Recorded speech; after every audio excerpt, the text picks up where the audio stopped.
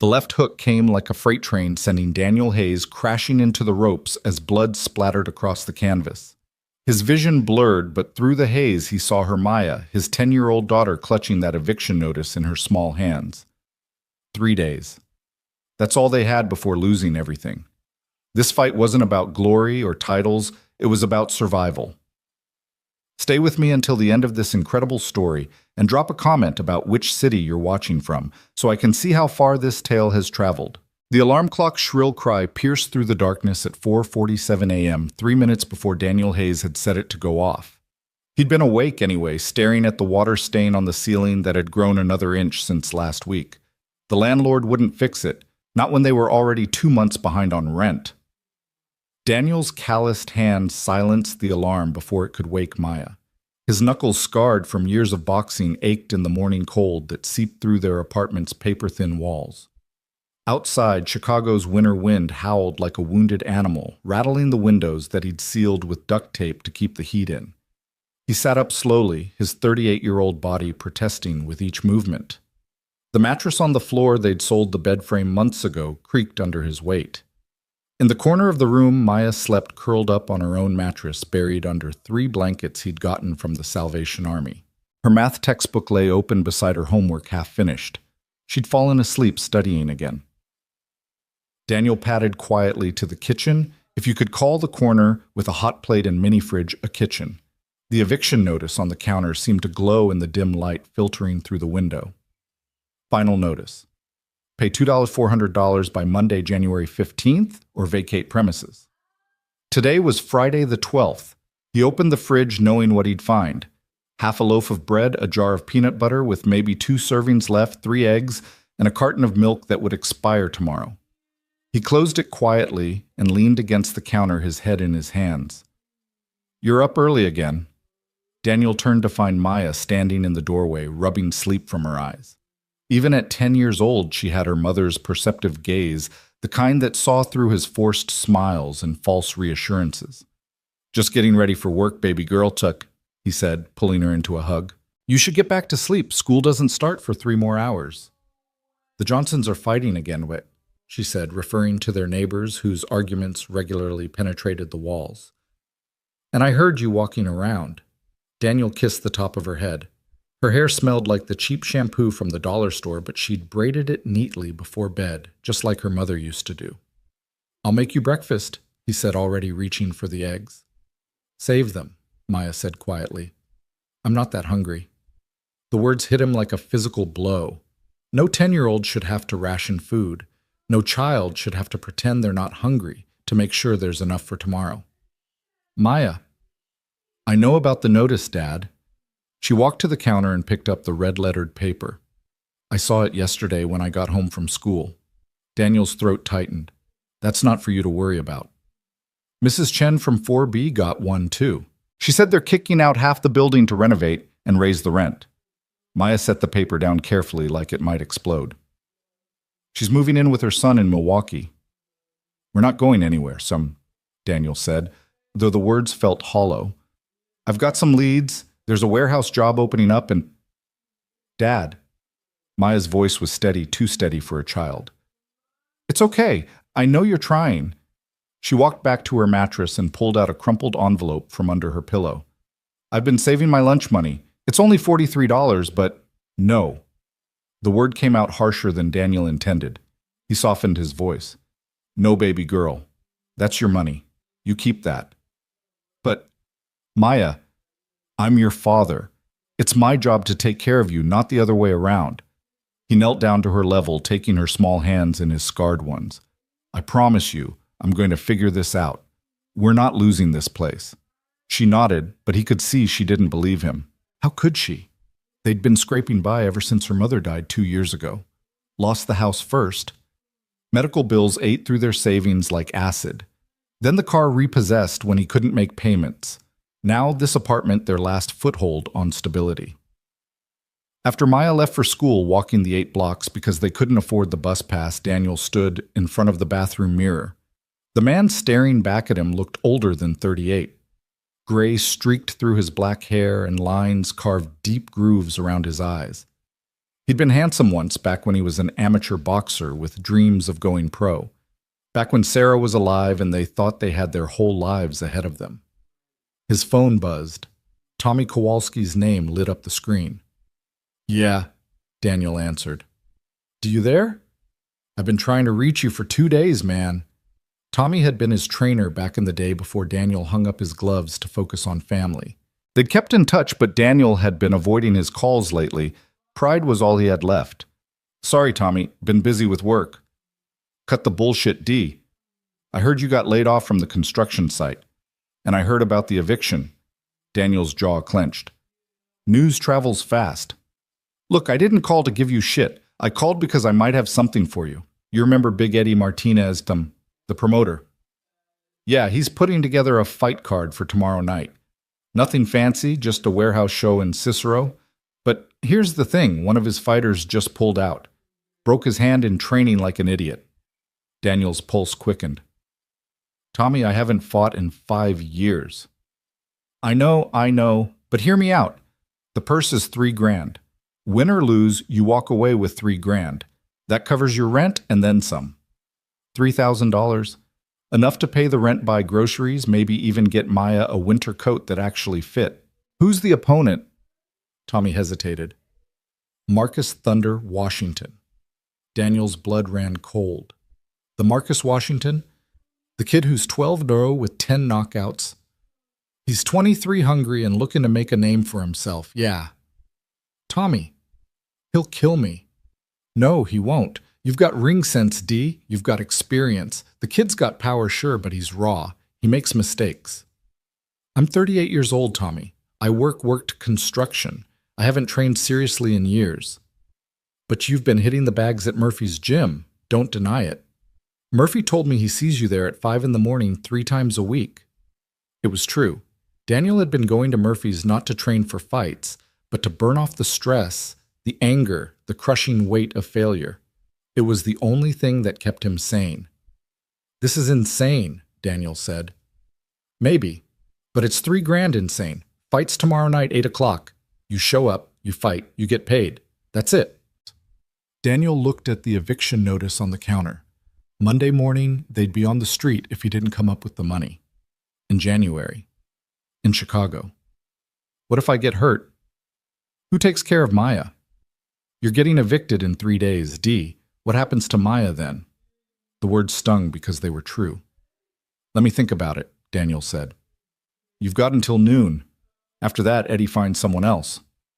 After Tommy hung up, Daniel sat in the silence of the empty apartment. The radiator clanged and hissed, fighting a losing battle against the cold. Somewhere above them, footsteps paced back and forth, Mrs. Chen probably packing her life into boxes. He thought about the first time he'd stepped into a ring 16 years old and full of rage at a world that had taken his father too young. Boxing had saved him, then gave him purpose, discipline, a way to channel the anger into something productive. He thought about Sarah, how she'd come to one of his fights and waited for him afterward. "You fight like you're trying to prove something," she'd said. "What happens when you don't have anything left to prove?" He'd kissed her instead of answering, but now he knew the answer. "You fight because you have everything to lose." At 11:47 a.m., Daniel called Tommy back. "I'll do it." "Thank Christ. Okay, come by the old gym this afternoon. We'll get you signed up and—" "Tommy, I need you to do me a favor." "What kind of favor?" "Don't tell anyone about this, not yet. I don't want Maya finding out." "D, you can't. She's been through enough. If I lose, if I get hurt, I don't want her last memory of me to be getting my ass kicked for rent money." Tommy sighed. "This is a bad idea, keeping it from her. Everything about this is a bad idea, but I'm out of good ones." That afternoon, Daniel took the L train to Tommy's old gym on the south side. The place hadn't changed in 5 years. Same peeling paint, same smell of sweat and leather, same faded posters of fighters who'd trained here before moving on to bigger things. Tommy was waiting in the ring working the mitts with a young fighter. When he saw Daniel, he called out, "Take 5, kid." The fighter couldn't have been more than 19, looked at Daniel with curiosity as he climbed out of the ring. Daniel recognized the look, sizing up the competition, even when there was none. "Jesus, D," Tommy said, getting a good look at him. "You've lost weight." Haven't been eating much, Daniel admitted. Well, that ends now. You're fighting at light heavyweight 175 pounds. What are you walking around at? Maybe 170. Good, you won't have to cut. Bad news is Washington will have 15 pounds on you at least. Kid rehydrates like a camel. Tommy tossed him a pair of gloves. Let's see what you've got left in the tank. For the next hour, Tommy put him through his paces. Shadowboxing, heavy bag, speed bag, footwork drills. Daniel's muscle memory kicked in his body, remembering rhythms his mind had tried to forget. But he was slow, his timing off. His wind gone after 2 rounds. We've got 1 day, Tommy said, wrapping Daniel's hands. We're not trying to get you in fight shape, that's impossible. We're trying to get you through 3 rounds without dying. Thanks for the pep talk. I'm serious, D. This kid Washington, he's a headhunter. Loads up on every punch trying for the highlight reel knockout. He'll come at you hard in the first round, try to end it early. So I survived the first hope he punches himself out. That's the plan. You were always smart in there, D. Use your head. Make him miss. Make him pay. Don't try to trade with him, you'll lose. But if you can frustrate him, make him sloppy. I might last 3 rounds and collect my check. Exactly. They worked for 3 more hours. By the end, Daniel could barely lift his arms. His legs felt like jelly, his lungs burned, and every part of him ached. But beneath the exhaustion, something else stirred, something he hadn't felt in years. Purpose. Where's the fight? Daniel asked, toweling off sweat. Warehouse on Cicero Avenue. Used to be a meatpacking plant. Eddie's converted it into an underground venue. Nothing sanctioned, you understand. No athletic commission, no drug tests, no official records. So if something goes wrong, we're on our own, yeah. But Eddie's been running these shows for years. He's got an ambulance on standby, a doctor at ringside. It's as safe as unsanctioned fighting gets. Daniel laughed bitterly. Safe. Look, you want to back out, now's the time. No shame in it. No. Daniel pulled on his jacket, wincing as his shoulders protested. I need that money. Be here tomorrow at 5. We'll wrap your hands, go over strategy one more time, then head to the venue.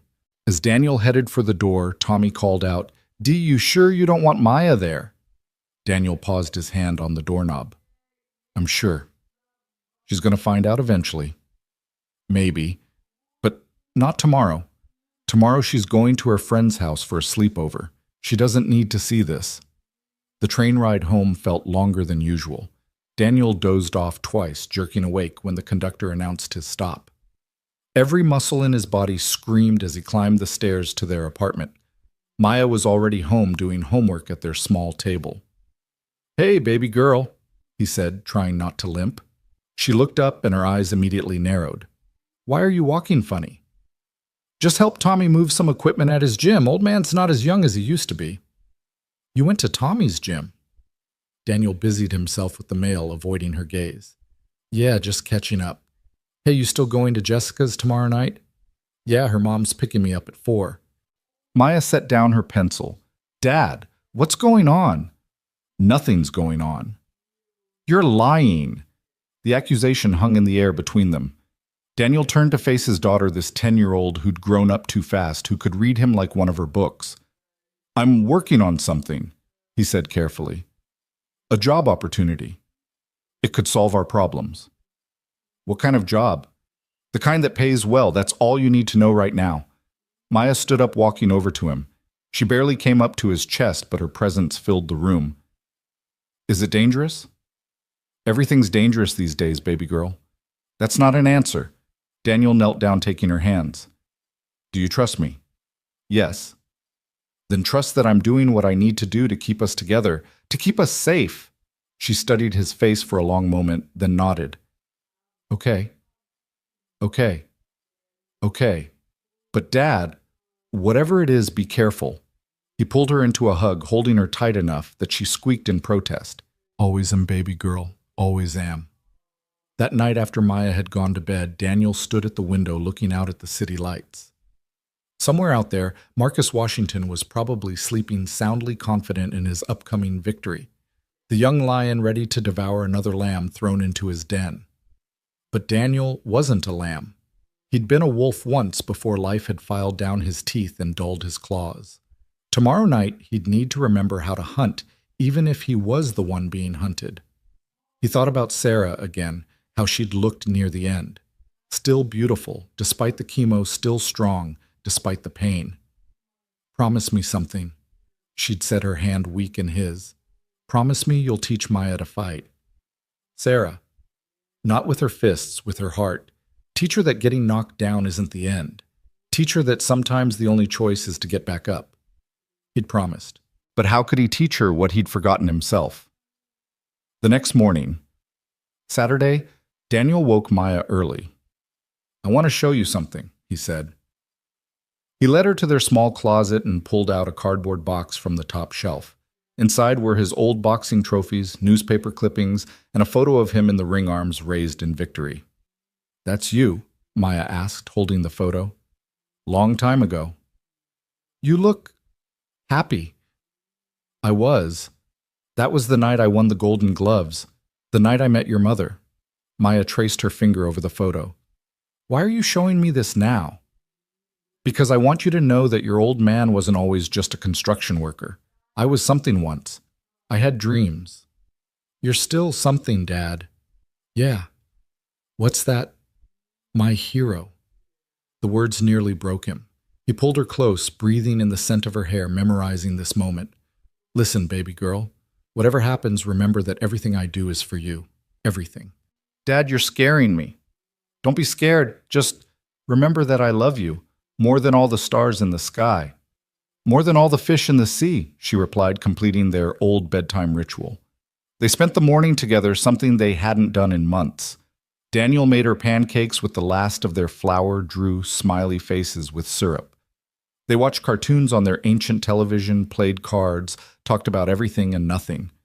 At 3:30, a car honked outside. "That's Jessica's mom," Maya said, grabbing her overnight bag.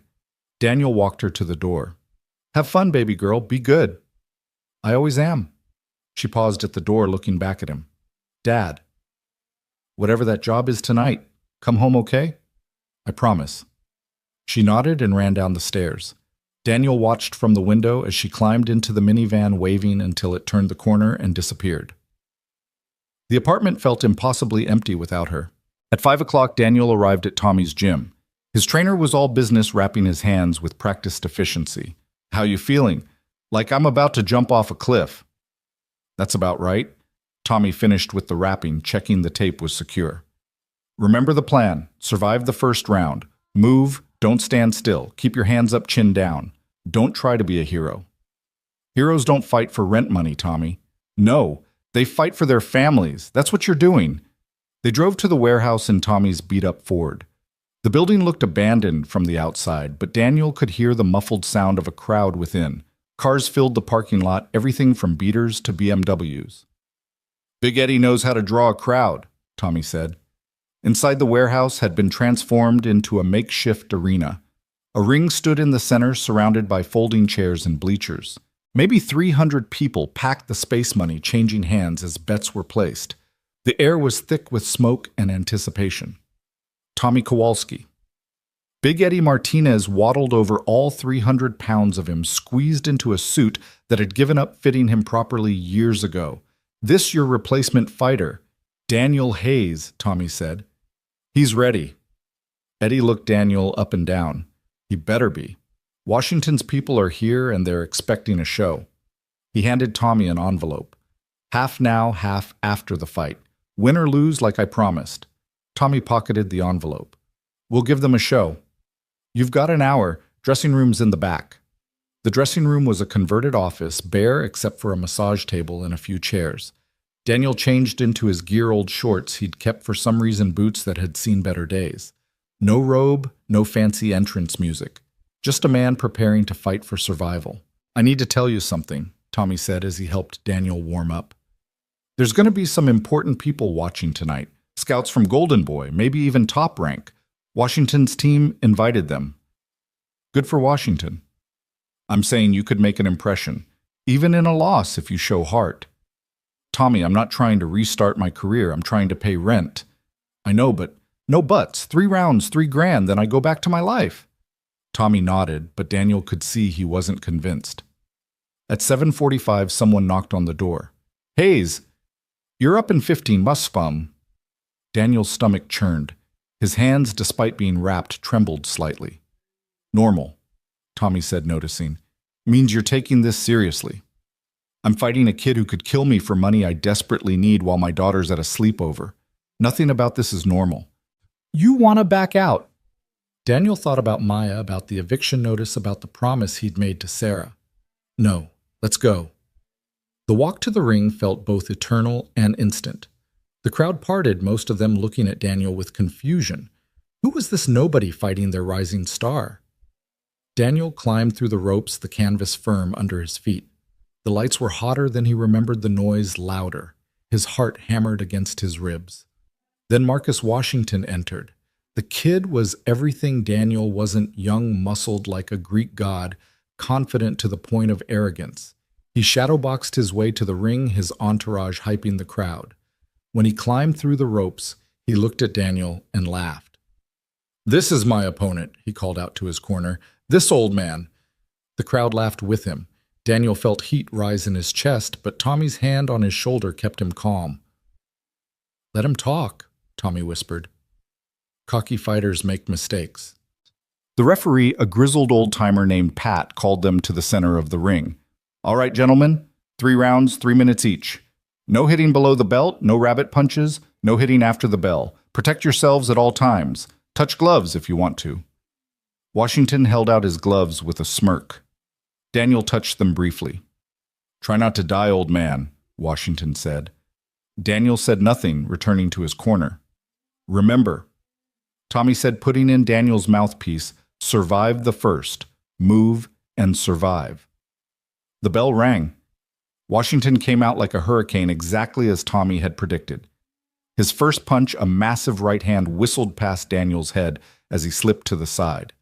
The second, a left hook, caught Daniel's shoulder as he backed away. The crowd roared, smelling blood already. Daniel circled, keeping his guard high, feet moving.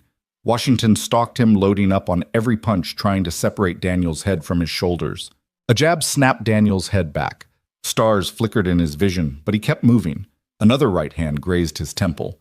The kid was faster than anyone Daniel had faced in his amateur days. Stop running, Washington taunted, playing to the crowd. Daniel kept circling, making Washington chase him. 30 seconds left in the round. His legs already felt heavy, his breathing labored. Washington cornered him against the ropes and unleashed a combination. Daniel covered up, feeling the impacts through his guard. Body, head. Something cracked, hopefully not a rib. The bell rang. Daniel stumbled back to his corner, gasping for air. Beautiful, Tommy said, squirting water into his mouth.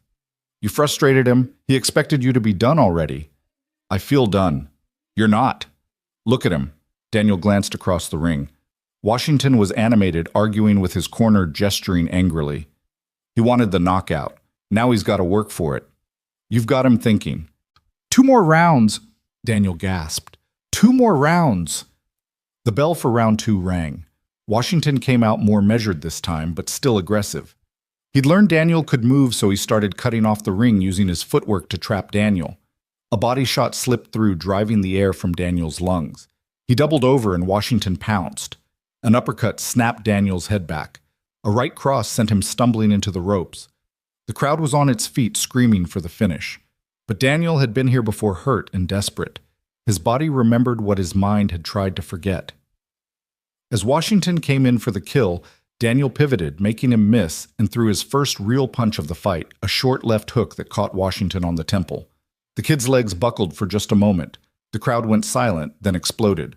Washington's eyes went wide with shock, then narrowed with rage.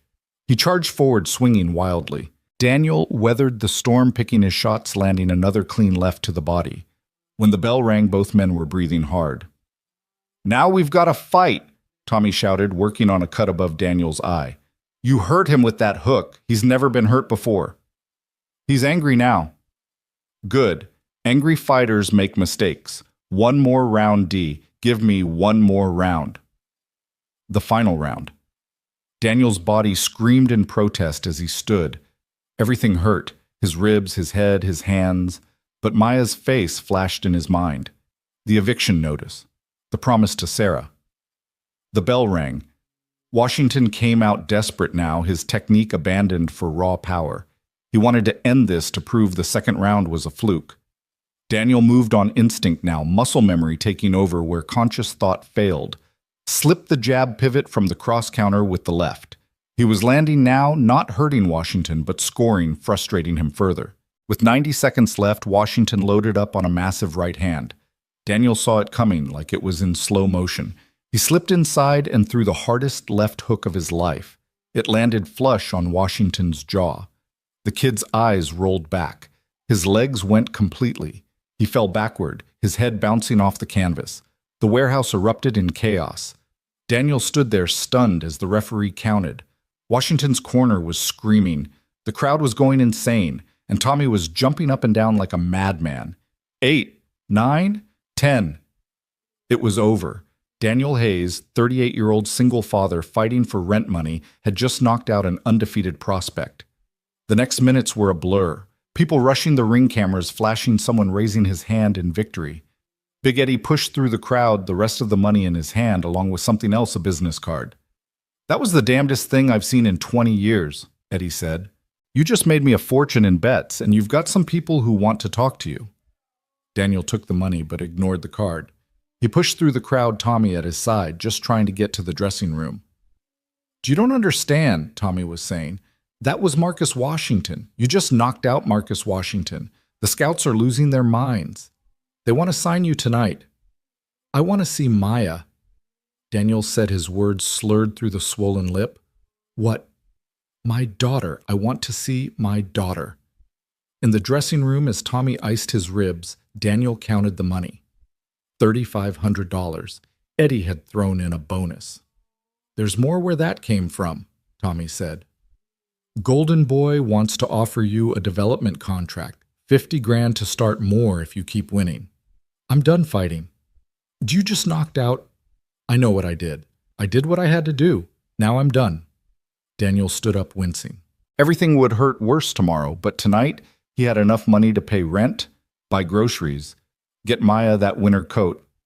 "You could be something again," Tommy said quietly. "You could be a contender." "I am something," Daniel replied, pulling on his jacket. "I'm a father." He left the warehouse through the back door, avoiding the crowd still buzzing about the upset. The cold Chicago night air hit his swollen face like a blessing. His phone buzzed, a text from Maya. "Dad, Jessica's mom said we can come home early if we want. Can you pick me up?" He typed back with swollen fingers. "On my way, baby girl." Daniel caught a cab, not caring about the expense for once. As the city lights blurred past, he thought about what he'd tell Maya. The truth eventually. When she was older, when she could understand that sometimes heroes don't wear capes or fight for glory. Sometimes they just fight to keep the lights on. The cab pulled up to Jessica's house. Maya was waiting on the porch, her overnight bag in hand. When she saw him get out of the cab, she ran down the steps, then stopped short, seeing his face in the porch light. "Dad, what happened?" "I had that job interview, remember? So job interviews don't give you black eyes." Daniel knelt down, wincing at the pain in his ribs. "No, they don't. Come on. I'll tell you everything on the way home." In the cab, Maya held his hand as he told her the truth. About the fight, about the money, about why he'd done it. She listened without interrupting, her small hand squeezing his when he described getting hurt. "You won?" she finally asked. "Yeah, baby girl, I won." "Because you're a fighter?" "No," Daniel said, pulling her close. "Because I'm your dad." They rode in silence for a while, the city passing by outside. Finally, Maya spoke again. "Mom would be proud of you." Daniel's eyes burned with tears he wouldn't let fall. "You think so?" "I know so. You got back up just like you promised her you'd teach me." "When did you get so smart?" "I had a good teacher." Monday morning, Daniel walked into the landlord's office with the rent money. Mr. Kowalski, no relation to Tommy, looked surprised. "Hayes didn't expect to see you." "I've got your money." Daniel placed the cash on the desk. Kowalski counted it, then looked up. "This is just this month. You still owe. I'll have the rest by Friday."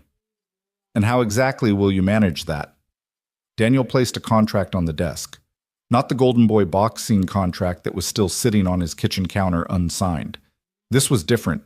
A trainer position at Tommy's gym, working with young fighters, teaching them what he knew. The pay wasn't great, but it was steady, honest. I got a job.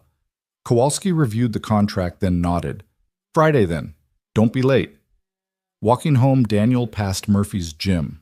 Through the window, he could see fighters working the bags, sparring, chasing their dreams. He thought about walking in, maybe hitting the bags for a while. Instead, he kept walking. Maya would be home from school soon, and he'd promised to help with her homework. That evening, as they sat at their small table working through Maya's math problems, she asked, "Are you going to fight again?"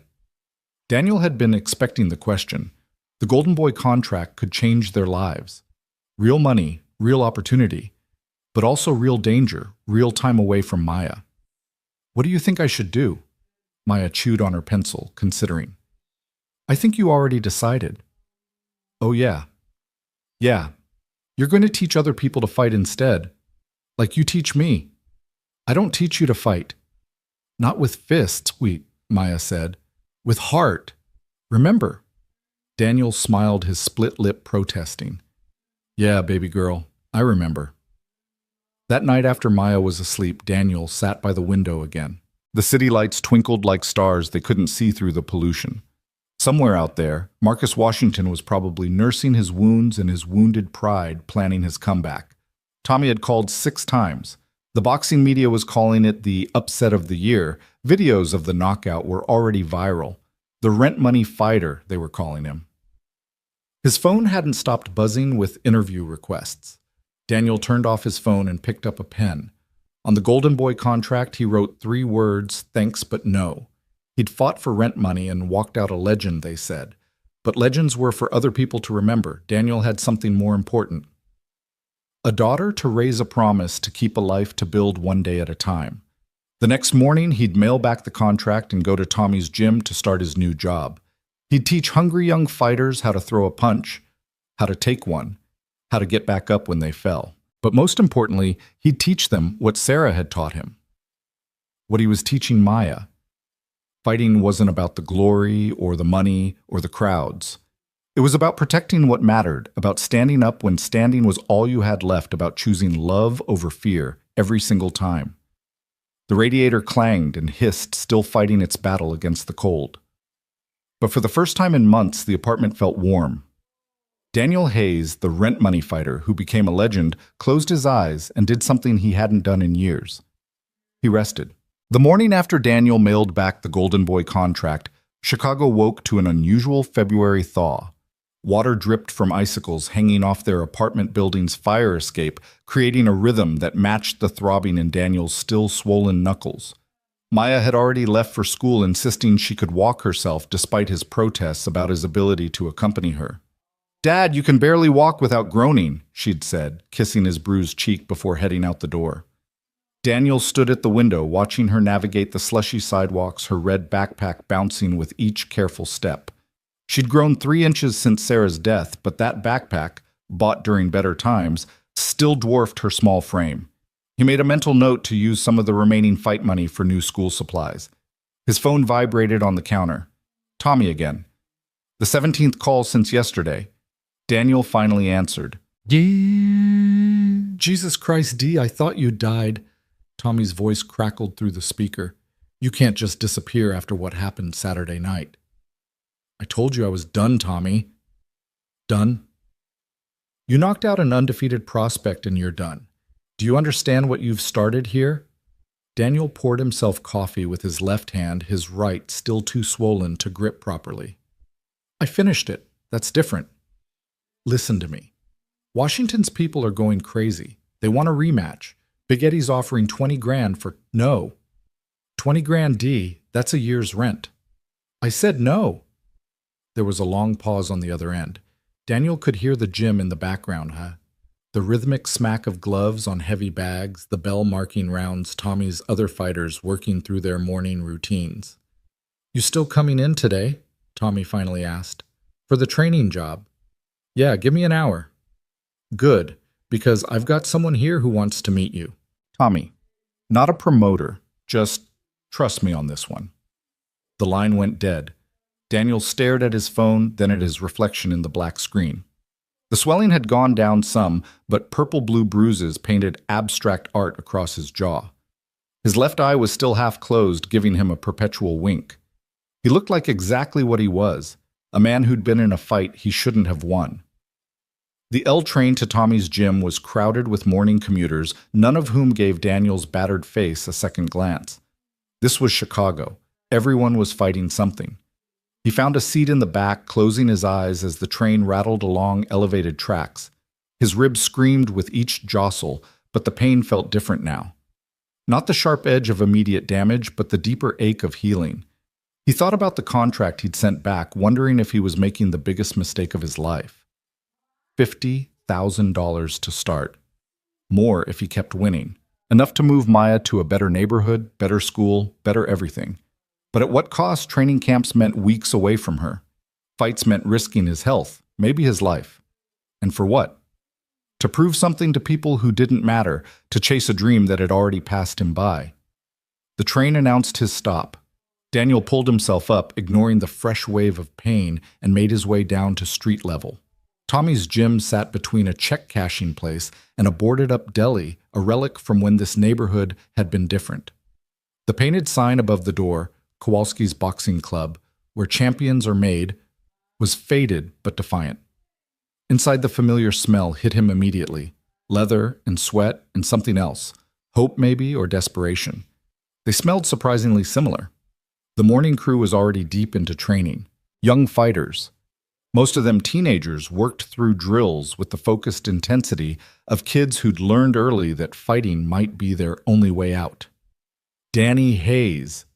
The voice came from the ring, where a young black kid, maybe 15, stood staring at him with wide eyes. Holy shit, that's really him. The dude who knocked out Thunder. Within seconds, Daniel was surrounded. Kids who'd been focused on their training moments before crowded around him, phones appearing from nowhere. Yo, that left hook was insane. My cousin lost 300 betting against you. Can you show us that counter you threw in the second? All right, back to work. Tommy's voice cut through the chaos. He emerged from his office, parting the crowd like Moses. You can bother Mr. Hayes later. Right now you've all got training to finish. The kids dispersed reluctantly, throwing glances back at Daniel as they returned to their stations. Tommy grabbed Daniel's arm, steering him toward the office. Local hero now, Tommy said. Video of the knockout has 2 million views already. Great. Could be if you weren't so stubborn. Tommy opened the office door. Daniel Hayes meets Sister Catherine. Daniel stopped short. Sitting in Tommy's cramped office was a nun in traditional habit, maybe 60 years old, with sharp blue eyes that seemed to see through his skin to the bones beneath. She stood extending a hand. Mr. Hayes, I've heard a great deal about you. Daniel shook her hand, carefully, confused. Sister. Sit, both of you, she said, retaking her seat with the authority of someone used to being obeyed. Mr. Hayes, I run St. Augustine's Youth Center on the West Side. We have a boxing program there. Had, rather. Our trainer left last month for a job in Las Vegas. Daniel glanced at Tommy, who was studiously examining his filing cabinet. I saw your fight Saturday night, Sister Catherine continued. You were at an underground fight. A small smile creased her weathered face. I go where my kids go, Mr. Hayes. 3 of them were there betting their McDonald's paychecks on that Washington boy. They lost thanks to you. Sorry. Don't be. They learned a valuable lesson about counting chickens. She leaned forward. But I didn't come here to discuss gambling. I came to offer you a job. I already have a job. Tommy hired me to assist with training here, yes. $300 a week if I'm informed correctly. I'm offering you $600 to run our entire program. 20 kids, full equipment gymnasium space, and a 2-bedroom apartment above the center, utilities included. Daniel's mouth went dry. That's generous. It's necessary. These kids, Mr. Hayes, they're not trying to become champions. They're trying to survive. The ring is the only place some of them feel safe, feel in control. They need someone who understands that. Someone who fights for more than glory. How do you know I'm that person? Sister Catherine reached into her bag and pulled out a folder. Inside was a printout of a news article from 2 years ago. The headline read, "Local man loses wife to cancer, faces foreclosure." Daniel's photo stared back at him, Maya in his arms outside their old house. "I do my research," she said simply. "You've been fighting for survival long before Saturday night. That's what these kids need to see. Not that you can win, but that you can endure." Tommy finally spoke up. "It's a good opportunity, Dee, and you'd still be able to work corners here for extra money." Daniel stared at the article, at the photo of Maya clutching her stuffed rabbit, the one she'd had to leave behind when they lost the house. "When would I start?" "Today, if possible. The kids have been training themselves for 3 weeks. It's not going well." "I need to talk to my daughter first." "Of course. But Mr. Hayes." Sister Catherine stood her presence filling the small office despite her modest stature. "These children don't need another coach who sees them as potential meal tickets. They need someone who sees them as people worth saving. I believe you're that someone." She left her card on Tommy's desk and swept out her habit rustling against the doorframe. Daniel and Tommy sat in silence for a moment. "A nun, Tommy, really?" "She's not just any nun. Sister Catherine's connected. City council, police chief, even some of Big Eddie's people. Nobody messes with her or her kids. And the apartment? It's decent. Not fancy, but solid.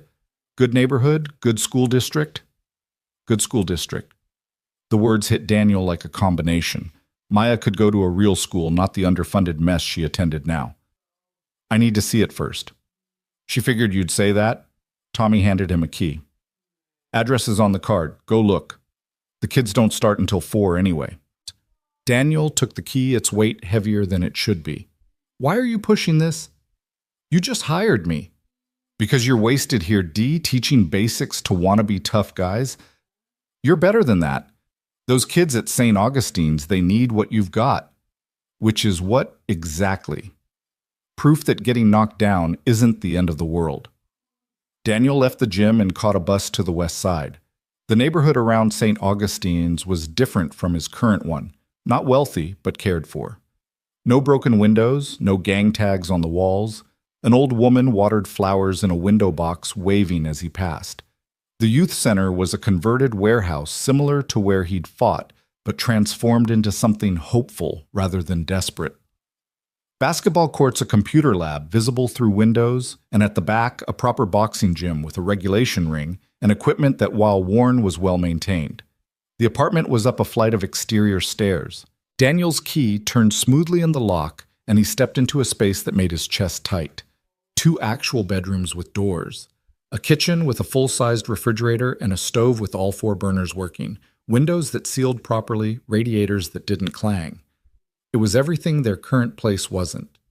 He stood in what would be Maya's room, imagining her homework spread on a real desk instead of their wobbly table, imagining her having friends over without shame, imagining her having the childhood she deserved. His phone rang. An unknown number. "Hello." "Hayes. This is Marcus Washington." Daniel's blood chilled. "How did you get this number?" "Doesn't matter. Look, we need to talk. That fight Saturday was a legitimate knockout. You lost. Move on." "That's just it. I can't move on. You ruined me, man. You know what they're calling me now, Glass Jaw Washington? One loss and suddenly I'm a joke. That's not my problem. It could be your opportunity." Washington's voice changed, less angry, more calculating. "The rematch, Hayes. 20 grand guaranteed plus a cut of the pay-per-view. We could sell it as my redemption fight, your chance to prove it wasn't a fluke." "It wasn't a fluke." "I know that, you know that. But the public, they love a controversy. We give them a war, we both walk away rich." "I'm not interested." 30 grand. "No." "You're really going to walk away from that kind of money with a kid to raise?" Daniel's grip tightened on the phone. "Don't talk about my daughter." "I'm just saying that's college tuition right there. One fight." "You want advice? Washington. Stop calling yourself Thunder. Stop loading up on every punch. Learn to box, not just bang, and stop calling me." He hung up his hands, shaking slightly. Through the apartment window, he could see kids starting to arrive at the center below. Teenagers, younger ones, all carrying gym bags, all walking with the particular swagger of kids who'd learned to fight because they'd had to. Daniel made his decision. That evening he sat Maya down at their small table. The eviction notice was gone, replaced by Sister Catherine's card and a sketch he'd drawn of the new apartment's layout. "We're moving?" Maya asked, studying the drawing. "If you want to. It's a job, baby girl, running a boxing program for kids who need help." "Like you needed help." Sometimes her perception stunned him. "Yeah, like I needed help. And we'd live above the gym. Above the youth center. You'd have your own room, a real room with a door and everything." Maya traced the outline of the bedrooms with her finger. "What about my school? There's a better one in that neighborhood, St. Mary's Academy. You'd have to take an entrance exam, but I'll pass it."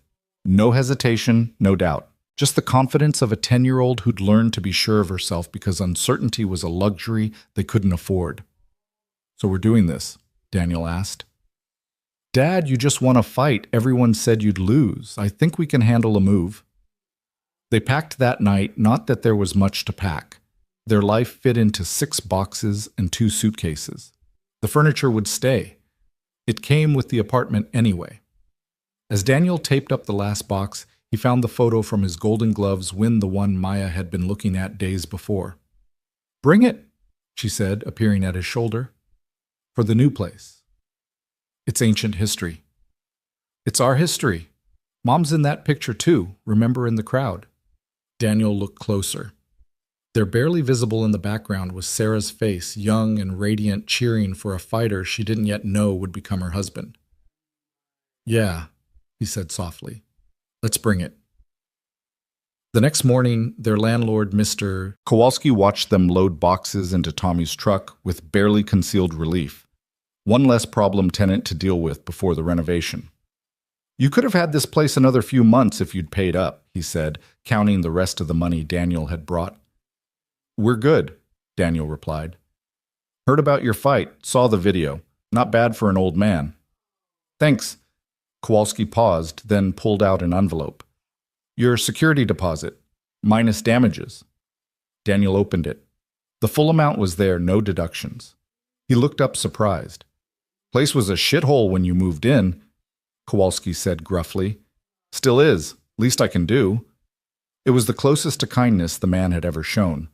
Daniel pocketed the money, shook his hand, and climbed into the truck, where Maya was already belted in her backpack full of books in her lap. "Ready?" Tommy asked. Daniel looked back at the building that had been their last stand, their refuge when everything else had fallen apart. Then he looked at Maya, her face bright with excitement about the future rather than fear of it. "Yeah, we're ready." The drive to St. Augustine's took them through neighborhoods that gradually improved, like watching a city heal in real time. Maya pressed her face to the window, absorbing everything. When they pulled up to the youth center, a small crowd was already gathered. Sister Catherine stood at the entrance, flanked by a group of teenagers trying to look tough despite their obvious curiosity. The video of Daniel's knockout had made him a minor celebrity in boxing circles, and these kids knew exactly who was stepping out of that truck. "Welcomes," Sister Catherine said, then addressed the gathered kids. "This is Mr. Hayes. He'll be running the boxing program from now on. You will show him respect, you will follow his rules, and you will learn." Questions. A tall Latino kid, maybe 17, raised his hand. "That's really the dude who knocked out Thunder." "It is," Sister Catherine replied. "Can he teach us that left hook?" Daniel spoke for the first time. "I can teach you to win without it. The knockout comes last, after footwork, defense, and discipline." "Man, that's boring," another kid called out. "So is losing," Daniel replied. "So is getting hit because you don't know how to move. So is gassing out in the second round because you never learned to breathe right." He stepped closer to the group, letting them see his still healing face. "You want to know what's not boring? Walking out of a fight you weren't supposed to win. But that only happens when you've put in the boring work first." The kids exchanged glances, reassessing. This wasn't going to be what they expected. "Training starts at 4, Daniel continued. "Sharp. Not 4:05, not 4:02. 4. You're late, you don't train. You come unprepared, you don't train. You disrespect anyone's in that gym. Me, each other, yourselves. You don't train. Clear." Mumbled agreements rippled through the group. I didn't hear you. Yes, sir? The response was stronger, not quite unified, but getting there. Good. See you at 4. The crowd dispersed, kids heading off to school or whatever occupied their mornings. Sister Catherine smiled approvingly. They haven't had structure in weeks. This will be good for them. She led Daniel and Maya up to the apartment, Tommy following with boxes. In daylight, the space looked even better. Maya immediately claimed her room, spreading her arms and spinning in the empty space. I can fit a desk and a bookshelf, and maybe even a chair, she announced. We'll get you furniture this weekend, Daniel promised, though his mental math was already calculating how far the security deposit return would stretch. No need, Sister Catherine said. There's a donation coming in tomorrow. Beds, desks, basic furniture. All yours. Sister, I can't. You can and you will. Consider it part of the compensation package. She handed him another folder. The kids' files. Medical clearances, emergency contacts, notes from the previous trainer. Study them before 4. She left them to settle in. Tommy helped carry up the last boxes, then stood in the living room, hands in his pockets. You did good, D. This is right. I turned down 50 grand, Tommy. You turned down being away from her. He nodded toward Maya's room where she was already arranging her few possessions. That's worth more than 50 grand. After Tommy left, Daniel sat on the floor of the living room, spreading out the kids' files. 20 names, 20 stories. Some had both parents, some had none. Criminal records for theft, assault, drug possession, though nothing violent enough to bar them from the program. Medical issues ranging from asthma to old injuries that never healed right. These weren't future champions. They were survivors just like him. Maya emerged from her room. Dad, I'm hungry. He'd forgotten about lunch. Again. But now with the fight money and the security deposit, he could do something about it properly. Let's go explore the neighborhood, he said. Find some food. They discovered a small Puerto Rican restaurant 2 blocks away, the kind of place where the menus were handwritten and the owner's grandmother cooked in the back. Daniel ordered them both the daily special, something with rice and beans and meat that fell off the bone. Maya ate like she'd been starving, which maybe she had been in small ways for longer than he wanted to admit. This is good, she said between bites. Yeah, it is. I mean all of it. The apartment, the neighborhood, your job. It's good. You're not mad I didn't take the fighting contract. Maya set down her fork, considering. Mom used to say you were different after fights. Not mean, just far away. Like part of you was still in the ring. Daniel's throat tightened. He'd never known she'd noticed. I don't want you far away, Maya continued. I want you here. I'm not going anywhere, baby girl. Good. Because I've got an entrance exam to study for, and you're helping with math. They walked back to the center as the afternoon sun warmed the February streets. Kids were already gathering, some shooting hoops on the outdoor court, others just hanging around. Several watched Daniel with recognition and curiosity. At 3:45, he was in the gym, changed into workout clothes that hid the worst of his bruises. The equipment was inventoried, the ring ropes checked, everything ready. At 3:55, kids started filtering in. By 4:00, 18 of the 20 were present. Where are Martinez and Williams? Daniel asked. Probably not coming, a girl named Keisha said. They haven't shown up in 2 weeks. They're enrolled, they're training. Someone go get them. What? But they live in the neighborhood. Yeah, but then go get them. Tell them they've got 10 minutes to get here or they're out of the program. 3 kids ran out. Daniel turned to the rest.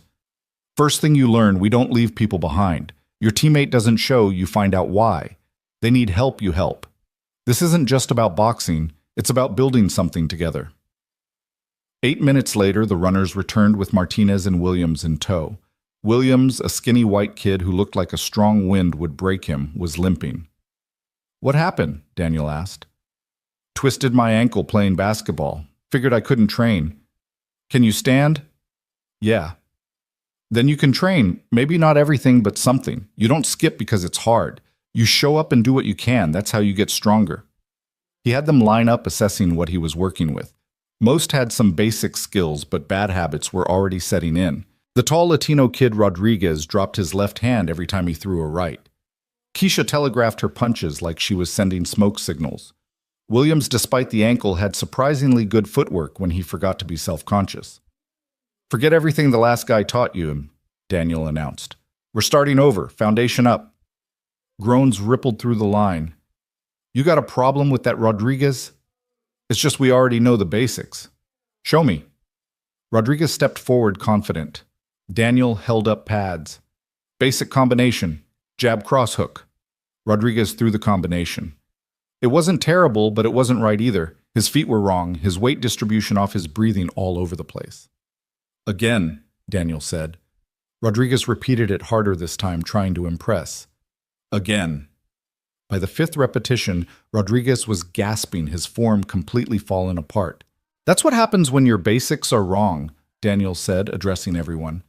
"You gas out, you get sloppy, you get knocked out by an old man fighting for rent money." A few kids laughed. Rodriguez looked frustrated but interested. "So we start over," Daniel continued. "We build it right. Every punch, every step, every breath. We make it automatic so when you're tired, scared, or hurt, your body knows what to do without your brain having to tell it." He spent the next 2 hours drilling them on stance and movement. Nothing else. Just how to stand, how to move. Some kids got frustrated. Others, the ones who'd been on the wrong end of fights, paid attention like their lives depended on it. Maybe they did. By 6 o'clock they were exhausted despite barely throwing a punch. Daniel had them line up again. "Same time tomorrow," he said, "and every day after that except Sundays. Questions?" Williams raised his hand. "Why'd you really fight, Washington?" "The video? I mean, you looked scared at first." Daniel considered lying, giving them some inspirational nonsense. But these kids had probably heard enough lies. "I was about to be evicted. The fight paid $3,000. I needed the money." "So you didn't care about winning?" "I cared about surviving. Winning was just how I survived that night." "That's real," someone murmured. "That's all I've got for you," Daniel said. "Real. Real training, real talk, real consequences. You show up, you work, you'll learn to survive whatever comes at you, in the ring and out." They filed out slowly, some talking excitedly, others quiet and thoughtful. Rodriguez lingered. "Mr. Hayes, that left hook you knocked Washington out with. Will you really teach us that?" "When you're ready." "When's that?" "When you can throw a jab without thinking about it. When your footwork is perfect even when you're exhausted. When you understand that the knockout punch means nothing if you can't set it up." Rodriguez nodded and left. Daniel stood alone in the gym, absorbing the echoes of the day's work. Through the windows, he could see Maya, in the apartment above, bent over her books at the kitchen table. She looked up, caught his eye, and waved. He waved back. Then started cleaning the gym, mopping the floors, wiping down equipment, setting everything right for tomorrow. It was meditative, this simple work. No crowds cheering or jeering, no promoters promising riches, no young lions looking to make their names off his bones. Just work. Just building something one day at a time.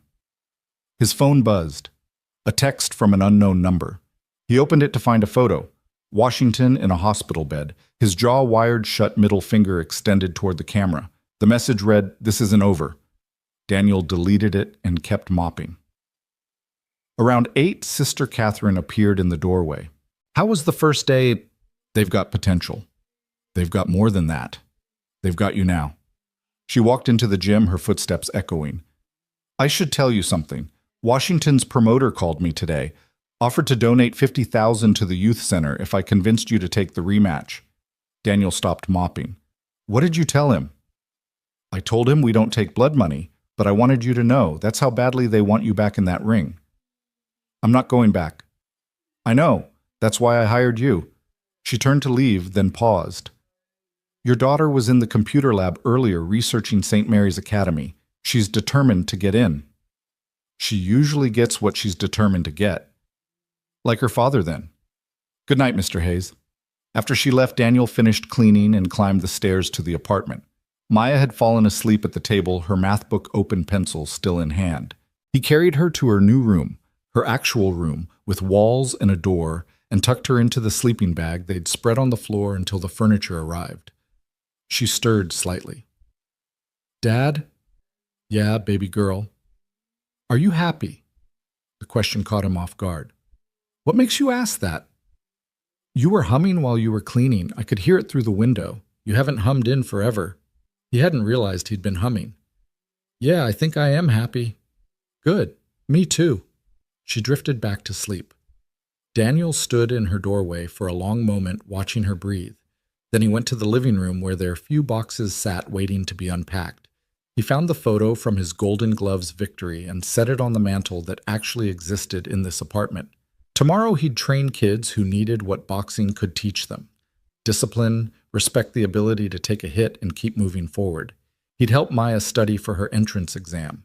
He'd build something real and lasting, not just survive another day. His phone rang. Tommy, do you see the news? Well, what news? Washington's officially challenging you, called you out on ESPN, says you got lucky, says you're a coward for not taking the rematch. Let him talk. That's it. That's your response. Daniel looked at the photo on the mantel, at Sarah's face in the crowd, at his younger self, with arms raised in victory. That man had thought winning was everything. This man knew better. My response is, I've got kids to train tomorrow. Good night, Tommy.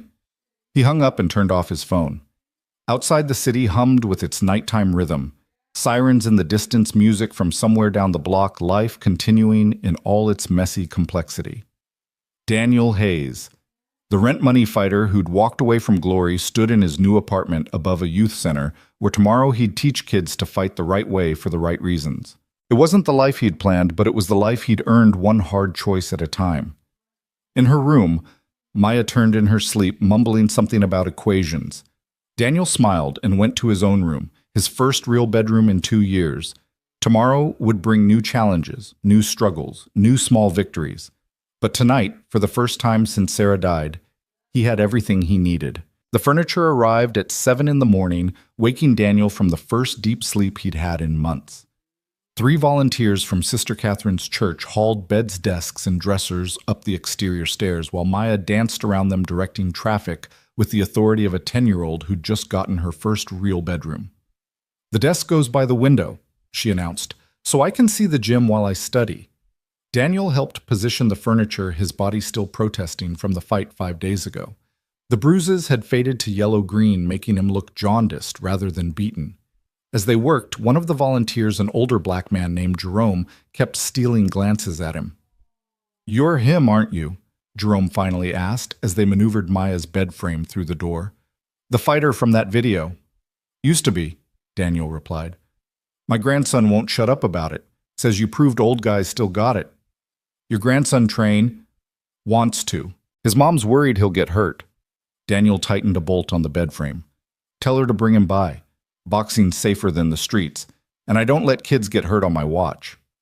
After the volunteers left, Daniel found Maya arranging her few possessions on her new desk with the precision of someone who'd learned to value every small ownership. Her library card got prominent placement along with the one photo she had of Sarah. Mom would like this place, she said, not looking at him. Yeah, she would. She'd probably make curtains for the windows. Remember how she did that for the old house? Daniel remembered. Sarah had spent weeks sewing curtains from clearance fabric, determined to make their first home together perfect. Those curtains had been sold along with everything else when the medical bills came due. Maybe we can get some curtains, he said. I can make them. Mrs. Rodriguez from downstairs has a sewing machine she said I could use. Since when had his daughter learned to sew? There were so many gaps in his attention, moments lost to grief and survival, that he'd never get back. That'd be nice, baby girl? At 3:30, Daniel was in the gym preparing for the day's session when Sister Catherine appeared with a man in an expensive suit. Everything about him screamed money, from his Italian shoes to his Rolex to the way he carried himself like he owned whatever room he entered. Mr. Hayes, Sister Catherine said, her tone carefully neutral. This is Vincent Caruso. He's a benefactor of our programs. Daniel knew the name. Everyone in Chicago boxing knew the name. Caruso ran half the promotional companies in the Midwest with connections that went all the way to Vegas. He was also rumored to have other business interests, the kind nobody talked about openly. Mr. Hayes, Caruso extended a manicured hand. I've been eager to meet you. Daniel shook it briefly. Mr. Caruso. Please call me Vinny. Everyone does. He looked around the gym with an appraising eye. Nice setup here. Sister Catherine tells me you're doing good work with the kids. It's been 5 days. 5 days since you started here, sure. But that's not really when your story started, is it? Caruso pulled out his phone, swiping to a video. The Washington knockout played on the screen. This is when your story started. Or restarted, I should say. That story's over. Is it because from where I'm standing, it's just beginning? You know how many views this has now? 8 million. You know what that means in terms of marketability. Sister Catherine intervened. Vincent, we discussed this. We discussed me donating to your program, sister, which I'm happy to do. But I'm also a businessman, and when I see opportunity being wasted, he turned back to Daniel. 50 grand for a rematch with Washington, plus percentage of pay-per-view. No. 75. No. You're not even thinking about it. I don't need to think. The answer's no. Caruso's friendly demeanor cracked slightly. You know what your problem is, Hayes? You think you're better than this, better than the fight game. But you're not. You're a fighter who got lucky once, and you're walking away from the kind of money that could set your kid up for life. My kid's already set up. She has a home, food, and a father who comes home every night. That's all she needs. That's all she needs now. What about college? What about when she wants things you can't give her? You think this job teaching poor kids to throw punches is going to cover that? Daniel stepped closer to Caruso, close enough to smell his expensive cologne. Those poor kids you're talking about, they're worth 10 of you. Now get out of my gym. Caruso's face flushed. Your gym. This is Sister Catherine's place. I donate more in a month than you'll make in a year. And yet she asked me to run this program, not you. Daniel turned to Sister Catherine. If having him here is a condition of the job, I'll pack right now. Sister Catherine's eyes glinted with something like approval. Vincent was just leaving. Weren't you, Vincent? Caruso looked between them, calculating. This isn't over, Hayes. That rematch is happening with or without you. Washington's people want blood, and in this business, they usually get it. Tell Washington he knows where to find me if he wants to talk, but I'm done fighting for other people's entertainment. After Caruso left, trailing threats like cologne, Sister Catherine touched Daniel's arm. You just made an enemy. I've had worse. I doubt that. Vincent Caruso doesn't forget slights. Neither do I. The kids started arriving, the energy different from the day before. Word had spread about the new trainer who'd knocked out Thunder Washington, who'd told Vincent Caruso to go to hell. In their world, respect was currency, and Daniel's stock was rising. Rodriguez arrived with a black eye. He was trying to hide under a Cubs cap. Hat off, Daniel said. It's nothing. Hat off. Rodriguez removed it reluctantly, revealing a shiner that covered half his face. Who? Daniel asked. Nobody, just some guys. The same guys you're going to fight again tomorrow if this doesn't get resolved. Rodriguez's silence was answer enough. Everybody circle up, Daniel called. When the kids had gathered, he pointed to Rodriguez's eye. See this? This is what happens when you fight angry. Rodriguez, tell them what happened. Mr. Hayes, tell them or you don't train. Rodriguez's jaw clenched, but he spoke. These guys were talking shit about my sister, said things. I couldn't let it slide. So you swung on them? Yeah. How many? 3. And how'd that work out? Rodriguez touched his eye gingerly. Not great. Because you fought emotional. You fought to prove something instead of to win something. Daniel addressed the group. Pride's got no place in a real fight. Neither does anger. You fight with those you fight stupid. Rodriguez, you know what you should have done. Walked away. No, you should have picked the biggest one, waited until he was alone, and then had a conversation. Just you and him. No audience, no ego. Half the time that solves it. The other half, Daniel shrugged. At least it's one-on-one. That's some Sun Tzu shit, Williams muttered appreciatively. That's survival, Daniel corrected. Now Rodriguez stays after today for extra training. Anybody else got beef they're dealing with? 3 more hands went up. Daniel noted each one already planning individual sessions. These kids didn't need just boxing training. They needed life training, the kind the streets would teach them brutally if he didn't teach them first. 2 hours into training, while they were working heavy bags, a commotion outside drew everyone's attention. Through the windows, they could see a news van pulling up. Then another. Then another. "What the hell did," Keisha said. Daniel knew Caruso's parting shot probably. Make a spectacle, force his hand. "Keep training," he told the kids, heading for the door. Outside, reporters were setting up, and at the center of it all stood Marcus Washington. His jaw was unwired but still swollen, giving him a lopsided appearance that the cameras weren't being kind to. When he saw Daniel, his eyes lit with fury. "Hayes," he shouted, "stop hiding behind kids and face me like a man." The gym kids pressed against the windows. Maya appeared on the apartment stairs, her homework forgotten. Sister Catherine emerged from the main building, her expression thunderous. Daniel walked toward Washington slowly, hands relaxed at his sides. The reporters surged forward, microphones extended like weapons. "You got something to say, say it," Daniel said quietly. "You know what I got to say. You caught me with a lucky punch. You know it. I know it, everybody knows it. A lucky punch that separated you from consciousness." Washington's face darkened. "Run it back. Prove it wasn't luck." "I don't need to prove anything to you." "No, what about to them?" Washington gestured to the gym windows where the kids watched. "What kind of example you setting teachers too scared to fight?" Daniel felt the trap closing. Refuse and the kids see him back down. Accept, and he's back in the world he'd tried to leave. "You want to fight?" Daniel asked. "Name the time and place." Daniel smiled, then the kind of smile that had once made opponents reconsider their choices. "Right here, right now. No cameras, no crowd, no money. Just you and me in that gym with those kids as witnesses. You win, I'll take your rematch. I win, you leave, and never come back."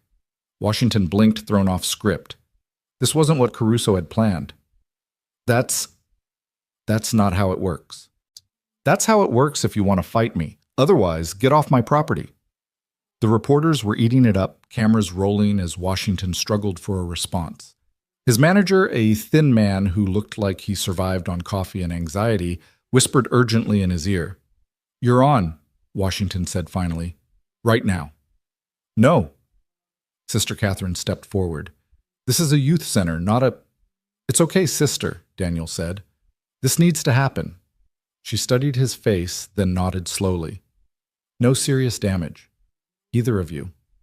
The group moved into the gym, reporters trying to follow, until Sister Catherine barred the door. "Children present," she said firmly. "This stays private." Inside, the kids backed against the walls, eyes wide. Maya had come down from the apartment, standing near Sister Catherine with her arms crossed, trying to look unconcerned. Daniel and Washington faced each other in the ring. No gloves, no tape, just two men settling something primal. "First one down loses," Washington suggested. "First one to quit," Daniel countered. Washington charged immediately, having learned nothing from their first fight. Daniel slipped the rush, using Washington's momentum to send him into the ropes. The kids gasped. This wasn't the choreographed violence of movies or the structured sport of boxing. This was raw, urgent, real. Washington came back with a combination that would have been devastating if it had landed, but Daniel wasn't there anymore, moving with an economy of motion that made Washington look like he was fighting smoke. "Stop running," Washington snarled. "Stop missing," Daniel replied. For 3 minutes that felt like 30, Washington chased and Daniel evaded, occasionally landing quick shots that stung more with their precision than their power. Washington's frustration grew with each missed punch, each stumble, each moment that reminded him of their first fight. Finally breathing hard, Washington stopped in the center of the ring. "Fight me straight up." Daniel moved in then, hands low, chin exposed. "Free shot." Washington's eyes widened. The kids held their breath. Even Maya leaned forward. Washington loaded up his best right hand, the punch that had ended 12 professional fights, and threw it with everything he had left. Daniel moved his head perhaps 3 inches. The punch whistled past his ear so close it ruffled his hair. In the same motion, he placed his open palm on Washington's chest and pushed gently. Washington overextended and off balance fell backward onto the canvas. The gym erupted, kids shouting, jumping, unable to contain themselves.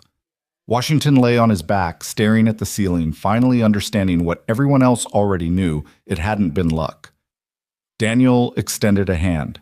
After a long moment, Washington took it, allowing himself to be pulled up. "How?"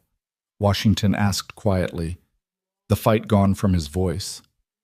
"You're trying to kill everybody with every punch. All I have to do is not be there when it lands." Daniel turned to the kids.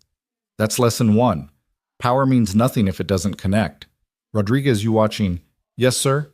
"Good, because you're going to demonstrate proper defense for the next hour." Washington climbed out of the ring, his manager rushing to his side. At the door, he turned back. "The offer stands, 75 grand. So does my refusal." Washington nodded, something like respect in his eyes, and left. The reporters swarmed him outside, but whatever he told them, it wasn't what they expected. Through the windows, Daniel could see him walking away. Shoulders slumped, his entourage trailing behind like a funeral procession. "That was amazing," Williams shouted, forgetting to play it cool. "That was a waste of energy," Daniel corrected. Washington didn't need to be embarrassed.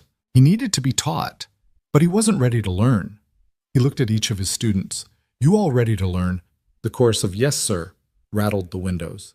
Training continued with new intensity. The kids had seen something beyond technique or power. They'd seen intelligence beat strength, patience beat aggression. Even Rodriguez, nursing his black eye, moved with new purpose as Daniel guided him through defensive drills. At 6 o'clock, as the kids filed out, Maya approached the ring where Daniel was adjusting the ropes.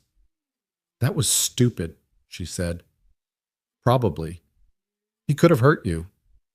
He could have tried." She climbed through the ropes, something she'd never done before, and stood facing him in the center of the ring. "Mom wouldn't have liked it." "No, she wouldn't have." "But she would have understood why you did it." Daniel looked at his daughter, this child who'd grown wise too young. "Yeah, you were teaching, just dramatically." He laughed, pulling her into a hug. "When did you get so smart?" "Tuesday." They stood there in the ring where violence had just been transformed into education, where Daniel had proved something without destroying anything. Outside, the last of the reporters packed up their story now about a teacher who wouldn't fight rather than a fighter who wouldn't teach.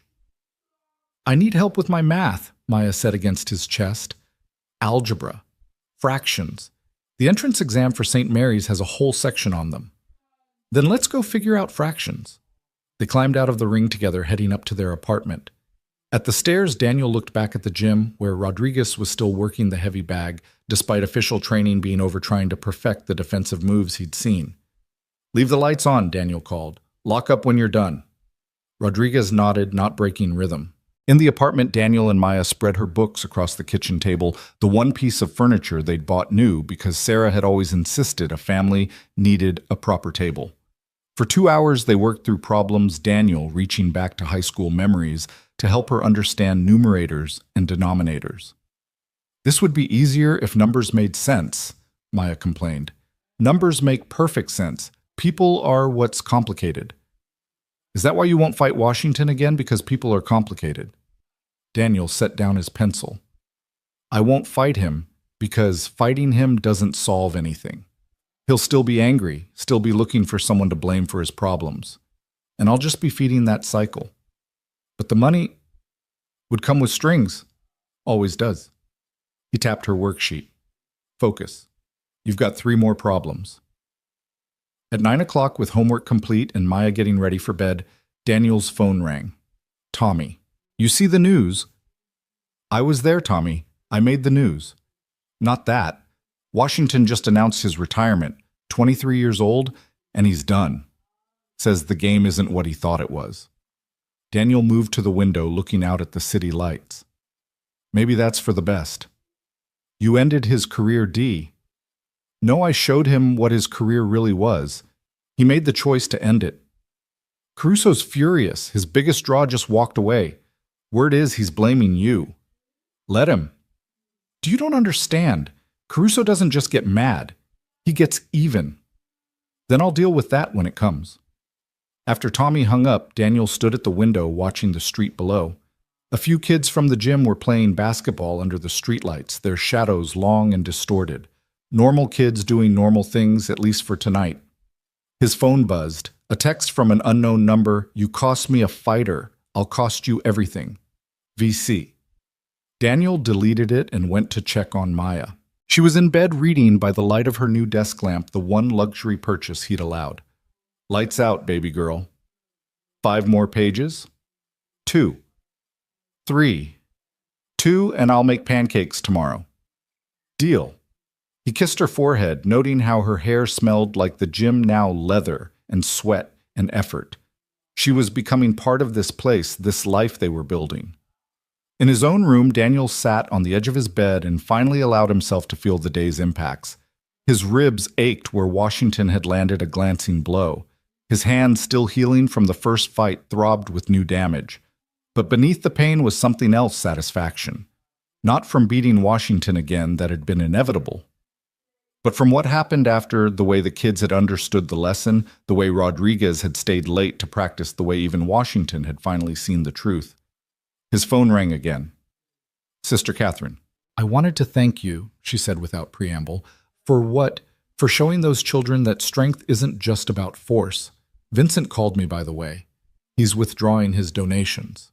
Daniel's stomach sank. "Sister, I'm sorry. I'll figure something out." "No need. I made some calls. Turns out having the coach who taught Thunder Washington humility is quite the selling point. We've got 3 new donors lined up, all legitimate businesses." "You're not concerned about Caruso?"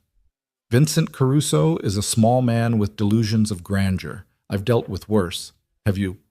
Daniel thought about the cancer that had taken Sarah, the poverty that had almost taken their home, the desperation that had driven him into the ring with Washington the first time.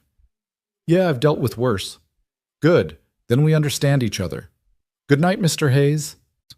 Daniel lay back on his bed, staring at the ceiling that didn't have water stains in an apartment that didn't smell like mold in a building where he was building something instead of just surviving. Tomorrow would bring new challenges. Caruso would make his moves, the kids would test boundaries. Maya would need help with more homework. But tonight, Daniel Hayes had everything he'd fought for: safety purpose, and a future that looked different from the past. The radiator kicked on, filling the room with warmth instead of clanging protests. Outside, the kids had finished their basketball game and were heading home, calling out goodnights to each other. Rodriguez's voice carried up, "See you tomorrow, Mr. H." Daniel smiled in the darkness. Mr. H. He'd been called worse things. Been worse things maybe, but now he was Mr. H, teacher of kids who needed what he could give them, father to a daughter who was thriving, man who'd walked away from easy money to build something harder, but better. His phone buzzed once more. This time it was Maya, texting from her room 10 feet away. "Dad, thanks for today, all of it." He texted back, "Thank you for being you, baby girl." "That's cheesy. Go to sleep." "Going. Love you." "Love you too." Daniel plugged in his phone and closed his eyes. Tomorrow at 4 a.m. he'd be up hitting the heavy bag in the gym before anyone else arrived. Not training for a fight, just maintaining the edge that kept him sharp enough to teach. At 7, he'd wake Maya for school.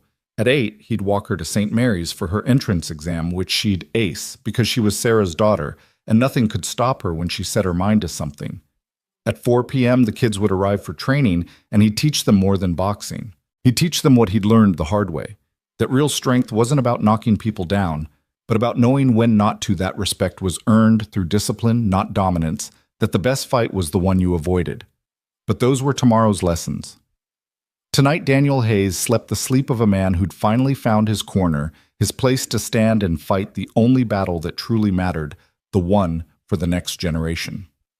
Somewhere in the city, Marcus Washington was packing up his apartment, preparing to leave Chicago and the dreams that had defined him.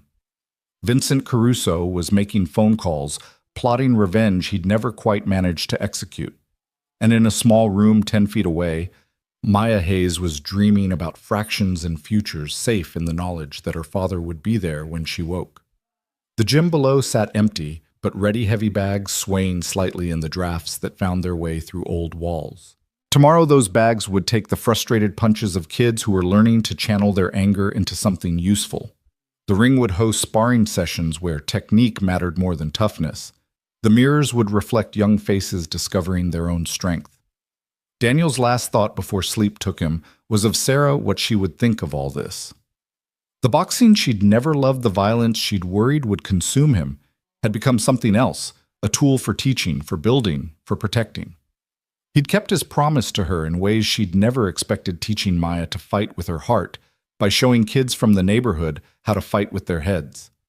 The city hummed its nighttime song outside, sirens and music and life continuing its endless rhythm. But inside the apartment above St. Augustine's Youth Center, in the small circle of safety Daniel had fought to create, everything was quiet, everything was still, everything was exactly as it should be. The morning Maya took her entrance exam for St. Mary's Academy, Daniel woke to find her already dressed and sitting at the kitchen table reviewing her notes by flashlight to avoid waking him. It was 5:30 a.m., 2 hours before they needed to leave. "How long have you been up?" he asked, making her jump. "Maybe an hour," she admitted, closing her notebook. "I couldn't sleep." Daniel started the coffee maker, a luxury they'd allowed themselves with the new job's steady income. "Nervous?" "No," she said automatically. Then, "Yes. What if I'm not smart enough?" He sat across from her, taking her small hands in his scarred ones.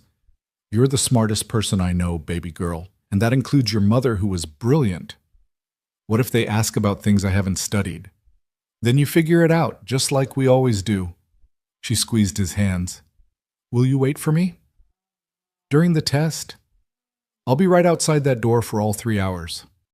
At 7:45, they walked the 6 blocks to St. Mary's. Maya's test day outfit, carefully chosen, the one dress that still fit properly, cleaned and pressed by Mrs. Rodriguez downstairs, who'd insisted on helping.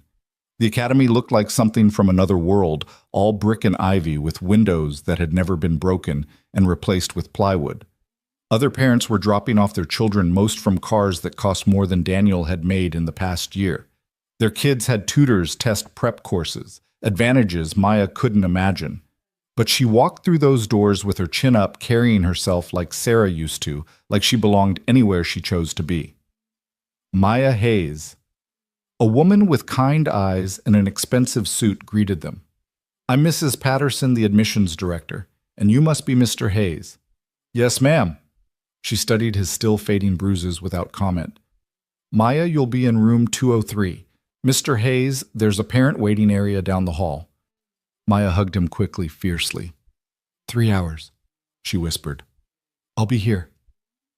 Daniel spent those 3 hours in a comfortable chair, pretending to read a magazine while actually watching the clock and trying not to think about all the ways this could go wrong. Other parents typed on laptops or made quiet phone calls. One mother recognized him. "You're the boxer," she said, not unkindly. "The one who runs the youth program at St. Augustine's." "Yes. My husband wanted to donate to that Caruso Fellows promotion to sponsor that rematch everyone's talking about. I told him he'd be better off donating to something that actually helps children." She pulled out a checkbook. "Would 5,000 be helpful?" Daniel stared at her. Yes, it would."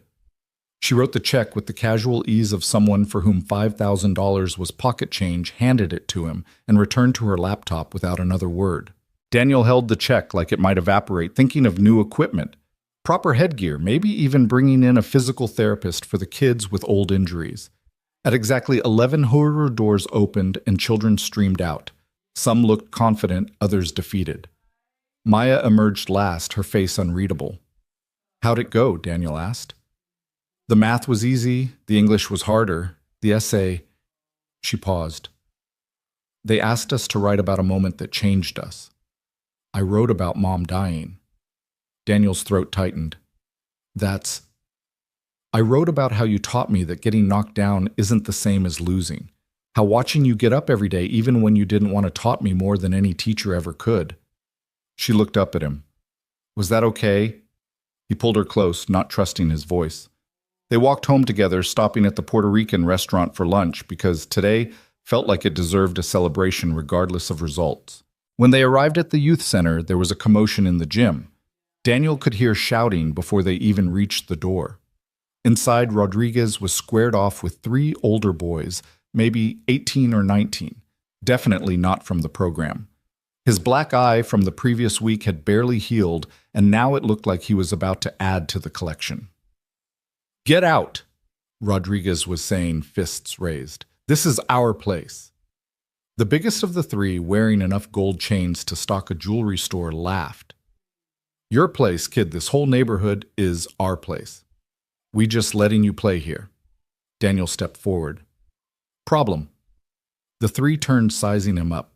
The leader's eyes widened slightly in recognition. "Shit, you're that fighter, the YouTube guy. I'm the coach, and you're leaving. Or what?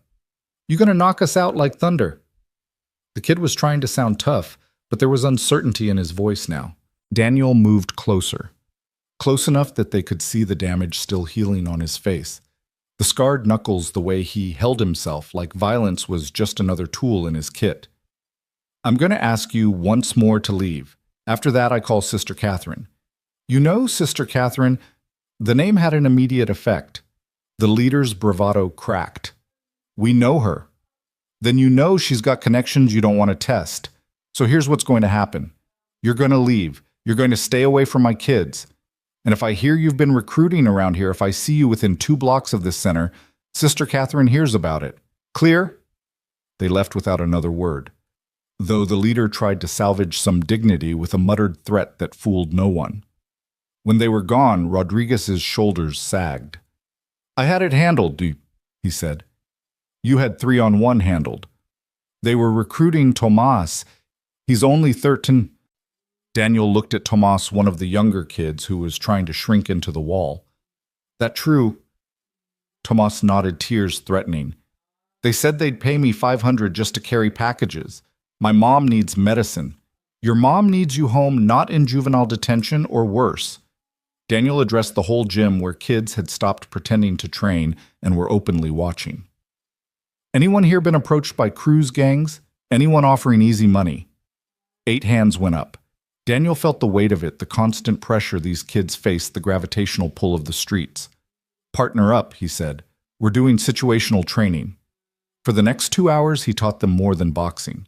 He taught them verbal de-escalation, how to avoid being cornered, how to recognize when someone was setting them up. He had them role-play scenarios, practice exit strategies, learn the difference between standing your ground and being stupid about it. "The streets aren't the ring, hon," he told them. "There's no referee, no rules, no bell to save you. Your best weapon isn't your fists, it's your brain."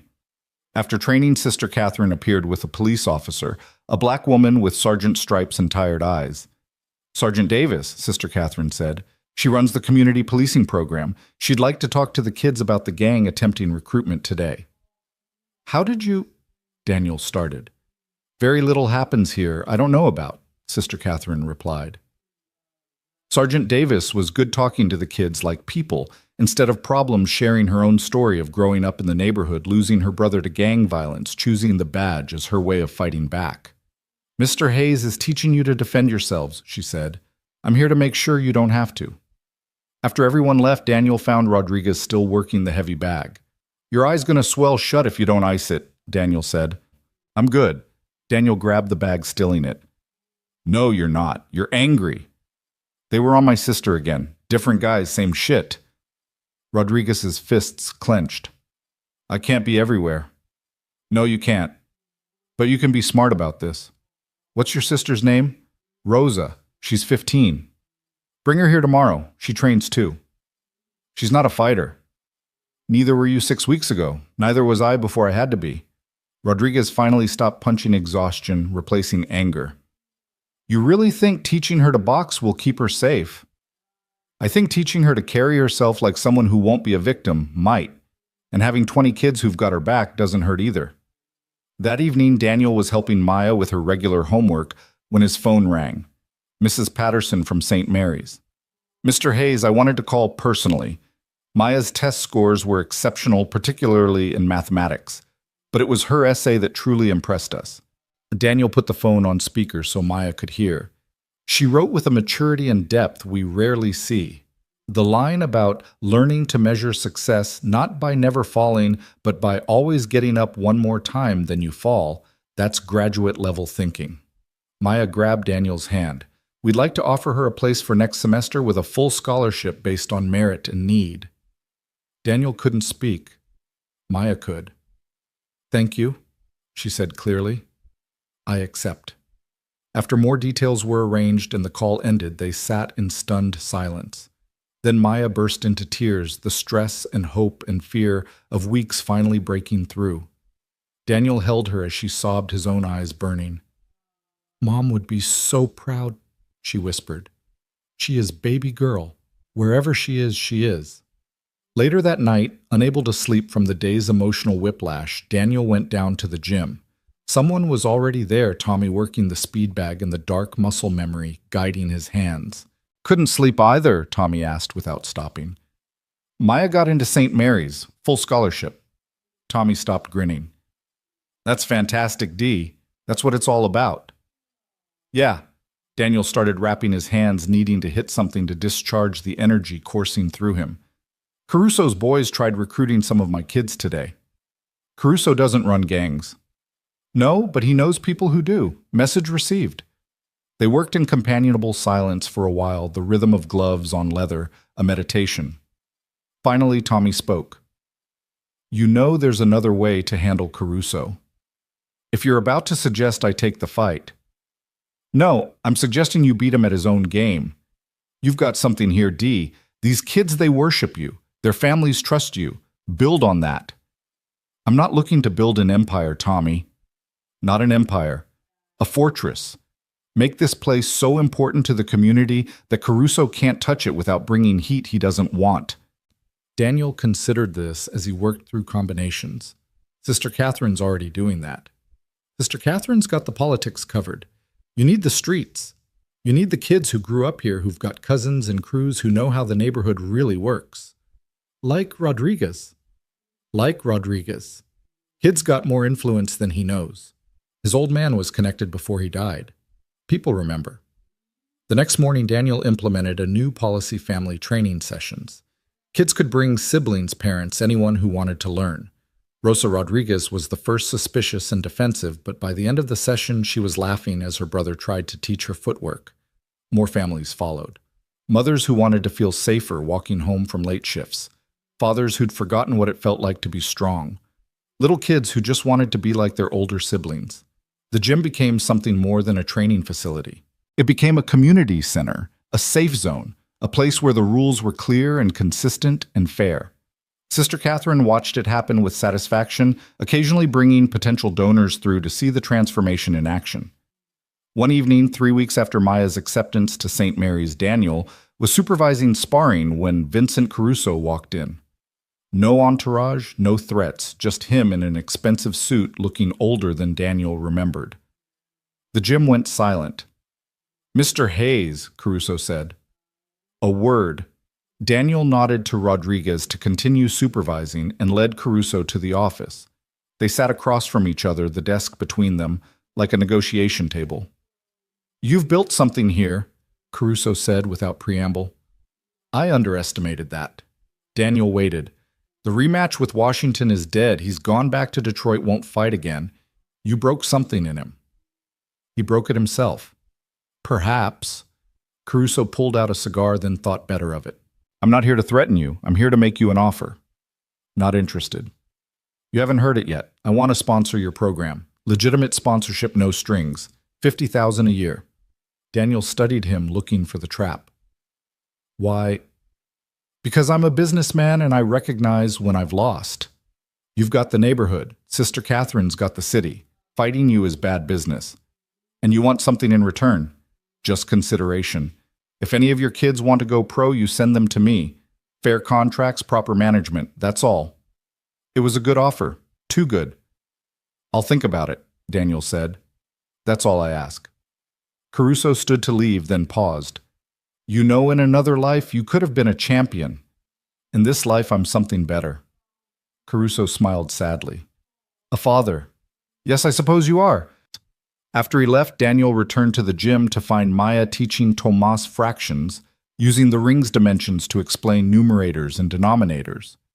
Rodriguez and his sister were sparring. She was laughing as she landed her first clean jab. Williams was working with a new kid patient and encouraging. This was what he'd built. Not a championship, but a championship environment. Not glory, but something gloriously ordinary, kids learning to fight for their futures instead of against them. That night, as Daniel tucked Maya into bed in her room with actual walls and windows that sealed and hope that seemed sustainable, she asked, "Do you ever regret it? Not taking the money? The fight's all of it?" He thought about the check from the parent at St. Mary's now deposited and already allocated for new equipment. About Caruso's offer, which he'd probably refuse because some money came with costs you didn't see until too late.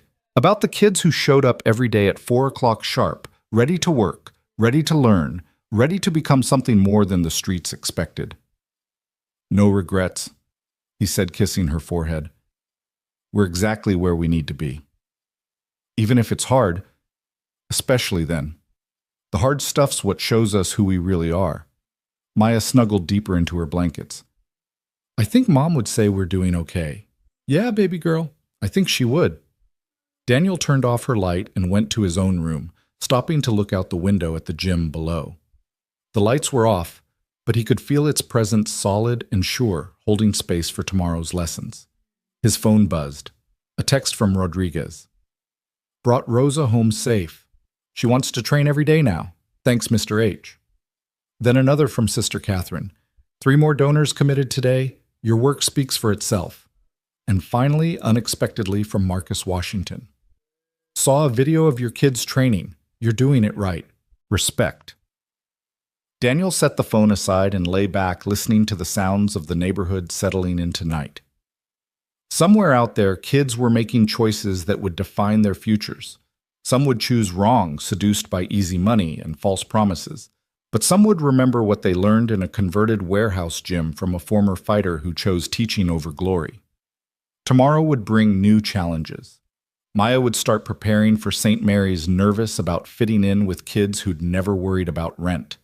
The gym kids would face fresh temptations from the streets. Caruso's offer would need an answer. Life would continue its relentless forward motion. But tonight Daniel Hayes had everything that mattered. His daughter was safe and thriving. His students were learning to fight the right battles. His purpose was clear, even if the path remained uncertain. The radiator hummed its lullaby, warm and consistent. Outside, Chicago's night sounds continued, sirens, music, life, refusing to stop. But inside their small apartment above the gym, father and daughter slept peacefully, no longer running from the past, no longer afraid of the future, finally home in the present moment. In his dreams, Daniel didn't fight. He taught. He watched kids discover their strength, saw them choose discipline over destruction, witnessed them becoming the people they were meant to be. And in those dreams, Sarah was there, not speaking, just smiling, proud of the man he'd become by choosing love over fear, service over glory, family over everything. The gym stood ready for tomorrow, heavy bags still and waiting, ring ropes taut with possibility. Soon it would fill again with young voices, determined footsteps, the rhythm of gloves on leather that sounded like hope being hammered into shape. But for now it rested like its coach, gathering strength for the battles ahead. The morning Daniel decided to refuse Caruso's offer, Chicago was buried under an unexpected April snowstorm that made the city look clean and new, hiding all its scars under pristine white. He stood at the gym window watching Maya help the younger kids with their homework before training her St. Mary's acceptance letter still pinned to the bulletin board like a trophy. 3 months had passed since that night he'd knocked out Marcus Washington for rent money. 3 months of building something real in this converted warehouse, of watching kids transform from street fighters into disciplined athletes, of Maya growing into her own strength. The $50,000 from Caruso could secure all of it, could guarantee the program's future. But Daniel had learned long ago that guarantees came with hidden costs. "You're going to turn him down, aren't you?" Sister Catherine's voice came from behind him. Daniel didn't turn. "Money from Caruso is like fighting with a broken hand. You might win, but the damage lasts longer than the victory." Eloquent, and probably wise. She moved to stand beside him, watching the kids below. "Though wisdom doesn't pay for new equipment. We'll manage, we always do." Actually, about that, Sister Catherine pulled an envelope from her habit. The diocese approved our grant application, $30,000 for the youth sports program. Seems they were impressed by a certain coach's impact on the community. Daniel took the envelope, feeling its weight. Sister, Don't thank me. Thank those children down there who show up every day and prove that investment in community works. And thank yourself for showing them how. Before Daniel could respond, a commotion erupted in the gym. Rodriguez was backing away from a man Daniel recognized with a chill. Carlos Mendoza, his father's old enforcer, now running his own crew. The man who'd tried recruiting the kids weeks ago had apparently decided to go higher up the food chain. Daniel was down the stairs and through the door before conscious thought kicked in. The gym had gone silent, kids pressed against the walls, Maya shepherding the younger ones behind her. Mr. Mendoza, Daniel said calmly, this is a private facility. Mendoza turned, gold teeth flashing in a smile that held no warmth. Hayes, the famous fighter. I came to talk to Rodriguez here about his father's debts. His father's dead, Daniel said. Debts don't die, Eze. They get inherited. Rodriguez's face was pale, but determined. I don't owe you nothing. Your old man died owing me 15 grand. That makes it your problem now. Daniel stepped between them. No, it doesn't. Rodriguez is 17. He's not responsible for his father's debts legally or otherwise. Legal? Mendoza laughed. We don't deal in legal. You do today. In this gym you do. Daniel moved closer, close enough to smell the marijuana and expensive cologne. Rodriguez trains here. That makes him under my protection. You want to discuss debts? You discuss them with me. Mendoza's hand moved to his waistband where the outline of a gun was visible. Several kids gasped. Maya took a step forward before Daniel caught her eye, warning her back. You threatening me, old man? I'm offering to resolve this peacefully. 15,000, you said. Plus interest. Call it 20. I'll give you 10 right now to walk away and never come near any of my kids again. Mendoza considered this. You got 10 grand just lying around. Daniel thought about the grant money, the donations, the careful budget he and Sister Catherine had crafted. I can get it. 1 hour. You bring me 10 grand, Rodriguez's debt is clear, and I stay away from your precious gym. Mendoza's smile widened. But if you're $1 short or 1 minute late, the kid comes with me. After Mendoza left, the gym exploded in nervous chatter. Rodriguez grabbed Daniel's arm. But you can't pay him. That's the program's money. The program's no good if we lose you to the streets, Daniel said. He looked at the assembled kids, their faces showing fear, anger, and something else trust that he would handle this. Everyone take a break. Maya, take the young kids upstairs. Rodriguez, you stay with me. Daniel made 3 phone calls. First to Sister Catherine, who listened silently, then said, do what you must. We'll find other funding. Second to Tommy, who cursed creatively, then said, I've got 2 grand in my safe. It's yours. Third to the parent from St. Mary's, who'd written the check weeks ago. She answered on the second ring. Mrs. Harrison? This is Daniel Hayes. I have an unusual request. He explained the situation simply without dramatics. She listened, asked 2 questions, then said, I'll have 10,000 in cash ready in 20 minutes. Consider it an additional donation to the youth program. I'll pay you back. You'll do no such thing. My husband made his fortune in real estate, Mr. Hayes. He's taken homes for more families than he'd care to admit. Consider this balancing the scales slightly. Daniel took Rodriguez with him to collect the money, not trusting Mendoza's crew to leave the kid alone. As they drove in Tommy's borrowed truck, Rodriguez stared out the window. My dad wasn't a bad man, he said quietly. He just made bad choices. Most people aren't bad or good, Daniel replied. They're just trying to survive with the tools they've got. He used to box, you know, before I was born. Said he was pretty good. What was his name? Miguel.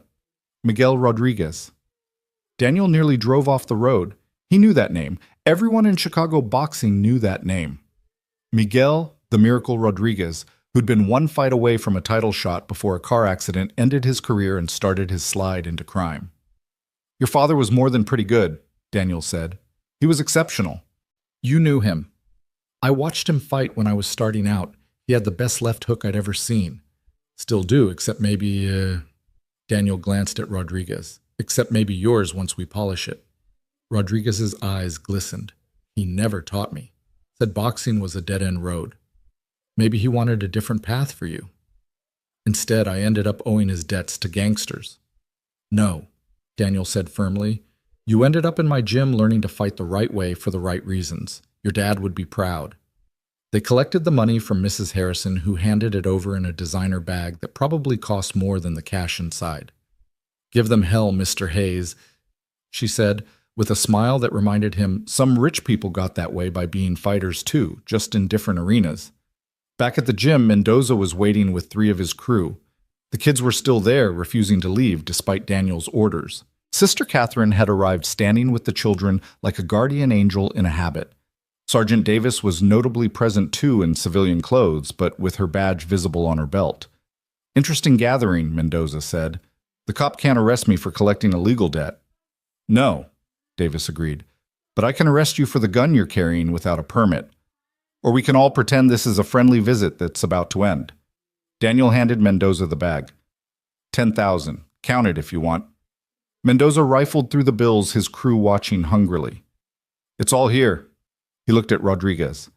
Your old man's debt is clear, kid. But remember, you're only protected as long as you stay in this gym. The streets have a long memory. After they left, the gym remained quiet for a moment. Then William started clapping slowly. Others joined in until the whole gym was applauding. Rodriguez looked overwhelmed, tears threatening. That money was for equipment, he said to Daniel. New bags, headgear. You're worth more than equipment, Daniel replied. All of you are. That's the lesson here. We don't leave our people behind no matter the cost. Sister Catherine stepped forward. Mr. Hayes is right. But also I've made some calls. The 10,000 will be replaced by week's end. It seems people appreciate a coach who puts his students first. That evening, as the adrenaline faded and reality set in, Daniel sat in his office doing math that wouldn't work. Even with Sister Catherine's promises, they were short. The grant money would help, but without the 10,000, they couldn't cover all the program's needs. Maya appeared in the doorway with a cup of coffee and a familiar stubborn expression. I've been thinking, she said. Dangerous habit. I could delay St. Mary's for a year. Public school isn't that bad. Absolutely not. Dad, the program needs you to succeed. You getting into St. Mary's that shows these kids what's possible. You giving it up shows them that sacrifice always flows downward. He pulled her into a hug. We'll figure it out. We always do. That night, Daniel's phone rang. An unknown number with a Vegas area code. Mr. Hayes, this is Robert Dunn from ESPN. I'm producing a documentary about underground fighting and redemption stories. We'd like to feature you. Not interested. There's a $50,000 participation fee. Daniel paused. Keep talking. We follow you for 3 months documenting your work with the kids, your story, the impact you're making. No manufactured drama, just real life. We've already got releases from the Washington fight footage. I need to think about it. Of course, but Mr. Hayes, this isn't just about money.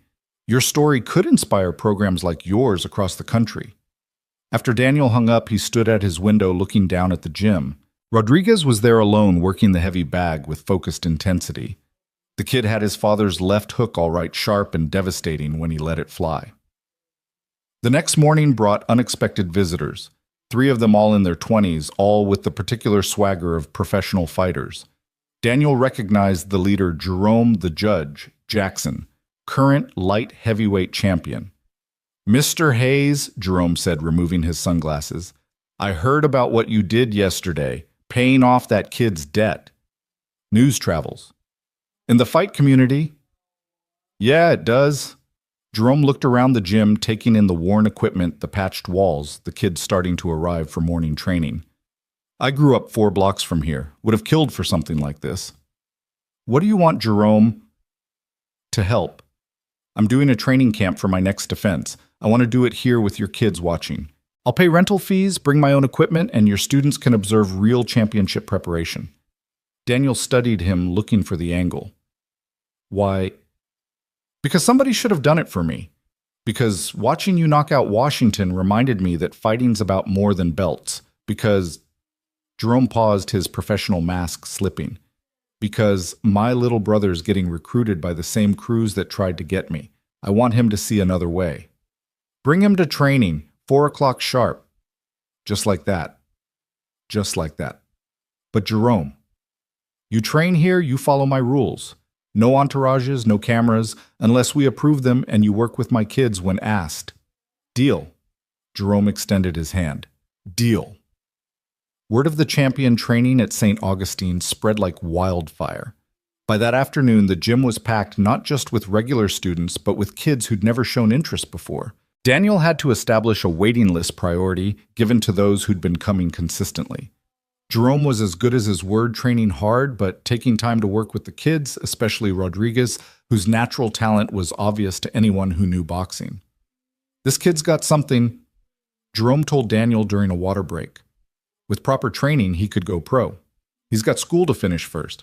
I finished school, got my degree while holding the belt. Daniel looked at Jerome with new respect. That wasn't in your bio. Doesn't sell fights. But my mama would have killed me if I didn't graduate. Jerome watched Rodriguez working with his sister. That kid, though, he's got the hunger. The right kind, not the desperate kind.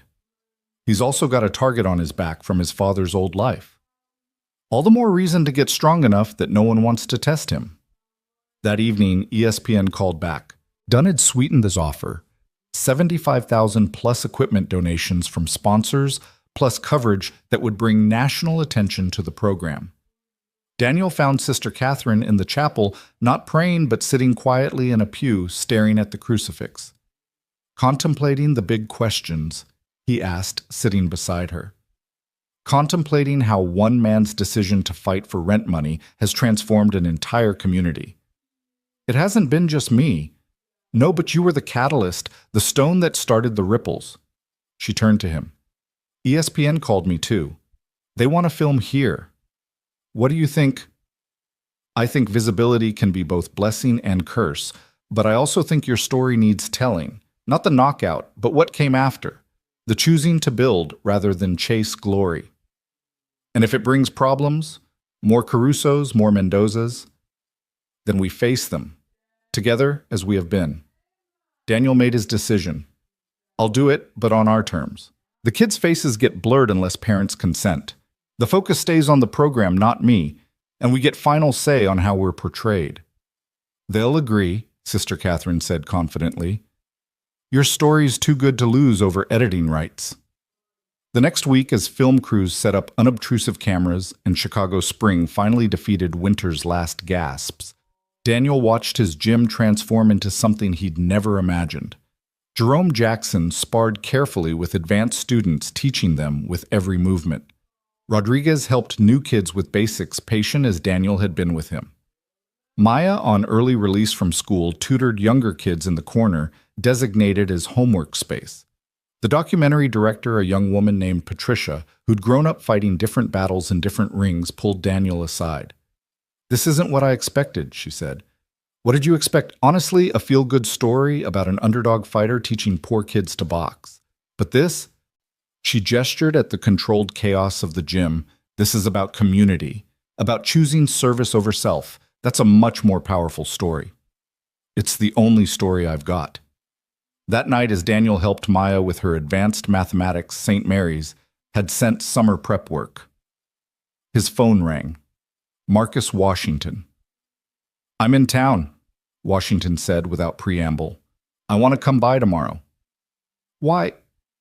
Because I've been watching the videos of your gym, because I've been thinking about what you said about learning to box instead of just bang, because, a pause, because I want to learn how to teach. You want me to teach you how to teach? I've got money saved. I could help fund the program, be an assistant coach. I need purpose, Hayes. Fighting was all I had, and you took that away.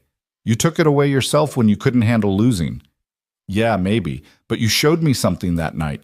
That there's more to this than just winning. I want to learn that. Daniel thought about redemption, about second chances, about how Sarah always said everyone deserved the opportunity to become better than they were. Be here at 9 tomorrow morning. We'll talk. I'll be there. As Daniel hung up, Maya looked at him curiously. Was that really Marcus Washington? Yeah. The guy you knocked out. The guy who's trying to find his way just like everyone else. Dad, Maya said seriously, you're too nice sometimes. Your mother said the same thing, but she also said kindness was never weakness if it came from strength. I miss her. Me too, baby girl. Every day. They worked in comfortable silence for a while, algebra problems giving way to deeper calculations about life and choice and the mathematics of redemption. The next morning, Washington arrived precisely at 9 dressed in workout gear rather than the flashy clothes he'd worn before. He looked smaller somehow, or maybe just more human, standing in the gym doorway with uncertainty in his eyes. You came, Daniel said. You invited me. They sat in the office, two fighters who'd shared violence now sharing coffee and conversation. I've been seeing a therapist, Washington admitted. She says I was fighting my father every time I stepped in the ring. He wanted me to be a boxer, pushed me into it before I could walk. I never asked myself if I wanted it. And now I know I love the sport but hate the business. I love teaching kids at the rec center in Detroit, seeing them learn what took me years to figure out. But I'm not good at it. I get frustrated, expect too much too fast. Because no one taught you patience. Yeah. Daniel made his decision. 3 months. You train here as an assistant coach, no pay. You follow my lead, learn how I teach work with the kids who need the most patience. After 3 months, if it works out, we'll talk about making it permanent. Washington's eyes widened. You serious? My kids deserve serious teachers. Question is, are you serious about becoming one? Dead serious. Then we start today. First lesson, it's not about you anymore. It's about them. Every decision, every lesson, every moment in this gym is about making them better, safer, stronger. Can you handle that? I want to try. Daniel stood, extending his hand. Washington shook it, and something shifted in the air between them, from opponents to potential allies, from fighters to teachers. That afternoon, when the kids arrived to find Marcus Thunder Washington helping set up equipment, the gym went silent. Rodriguez was the first to speak. Yo, that's the guy you knocked out. That's Coach Washington, Daniel corrected. He's here to learn how to teach, just like you're here to learn how to fight. But he lost to you, Williams said, confused. Washington stepped forward. Yeah, I lost. Best thing that ever happened to me. Losing taught me more than winning ever did. Mr. Hayes showed me that strength isn't about knocking people down, it's about knowing when not to swing at all. The kids exchanged glances, processing this. In their world, losing meant weakness, meant becoming prey. Seeing Washington own his loss, learn from it, even be grateful for it, that was revolutionary. Plus, Washington added with a slight smile, anyone who can knock me out can definitely teach me something worth learning. The ice broke. Kids laughed. Tensions eased. By the end of training, Washington was holding pads for beginners, his patience tested but holding as Daniel guided him through the teaching process. Patricia, the documentary director, pulled Daniel aside. This is incredible. The man you defeated becoming your student. The poetry of it. It's not poetry, Daniel corrected. It's just life. People change, situations evolve. The real victory isn't in knocking someone down, it's in helping them get back up. That evening, as the gym emptied and the film crew packed their equipment, Daniel found himself standing in the ring with Washington, both of them sweaty from the day's work. This is harder than fighting, Washington said. Different kind of hard. Fighting's about destroying, teaching's about building. Building's always harder. Rodriguez has real talent. They all have talent. For something. Our job is to help them find it. Washington nodded, then said quietly, I owe you an apology for coming here that day, making a spectacle, trying to force you back into fighting. You were hurting. Hurt people do hurtful things. Your daughter, Washington observed, nodding toward Maya, who was helping clean equipment. She's special. She's everything. I can see why you walked away from the money. I had no one to walk away for.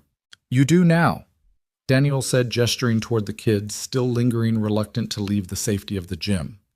Every one of these kids is someone to fight for, to teach, for to be better for. As they closed up the gym, Sister Catherine appeared with an envelope. The replacement funding came through, she announced, plus an additional $20,000 from an anonymous donor who was, and I quote, inspired by a coach who paid a student's debt with program funds. Daniel felt his knees nearly buckle with relief. They could get the new equipment, fix the leaking roof, maybe even add those mirrors the kids had been asking for. Also, Sister Catherine continued, St. Mary's called. They want to establish a partnership. Their students volunteer here, your students get tutoring and mentorship. They're particularly interested in Rodriguez. Apparently his grades have improved dramatically since he started training. That's Maya, Daniel said proudly. She's been tutoring him. The apple doesn't fall far from the tree. A teacher raising a teacher. That night as Daniel tucked Maya into bed, a ritual she claimed she was too old for but never refused, she asked, Do you think Mr. Washington will be a good teacher? I think he wants to be. Sometimes that's enough to start. Do you think I'll be a good student at St. Mary's? I think you'll be exactly who you are, brilliant, kind, and stubborn as your mother. I'm nervous, she admitted in the darkness. Good. Nervous means you care. Caring means you'll work hard. Working hard means you'll succeed. Is that Hayes wisdom or boxing wisdom? Both. Everything I know about life I learned in the ring. Everything I know about love I learned from you and your mother. Maya was quiet for a moment, then, We're doing okay, aren't we, Dad? Daniel thought about their journey from an eviction notice to stable housing, from desperation to purpose, from surviving to thriving. He thought about the kids whose lives were changing, because one night he'd fought for rent money and discovered he had more to offer than his fists. Yeah, baby girl, we're doing better than okay. We're doing good. Mom would be proud. She is proud. I feel her every day in your laugh and your determination in the way you help without being asked. She's here in everything we've built. As sleep took Maya, Daniel stood by her window looking down at the gym. Tomorrow, the documentary crew would return. Jerome would continue his training camp. Washington would struggle with patience but keep trying. Kids would arrive at 4 o'clock sharp, ready to learn not just boxing, but life. It wasn't the story he'd imagined when he stepped into that warehouse ring months ago, desperate and afraid. But it was better. Because this story wasn't about him, it was about them, all of them building something together one day. One lesson, one choice at a time. The city hummed its nighttime symphony outside, but inside their small apartment above the gym, everything was quiet, everything was safe, everything was possible.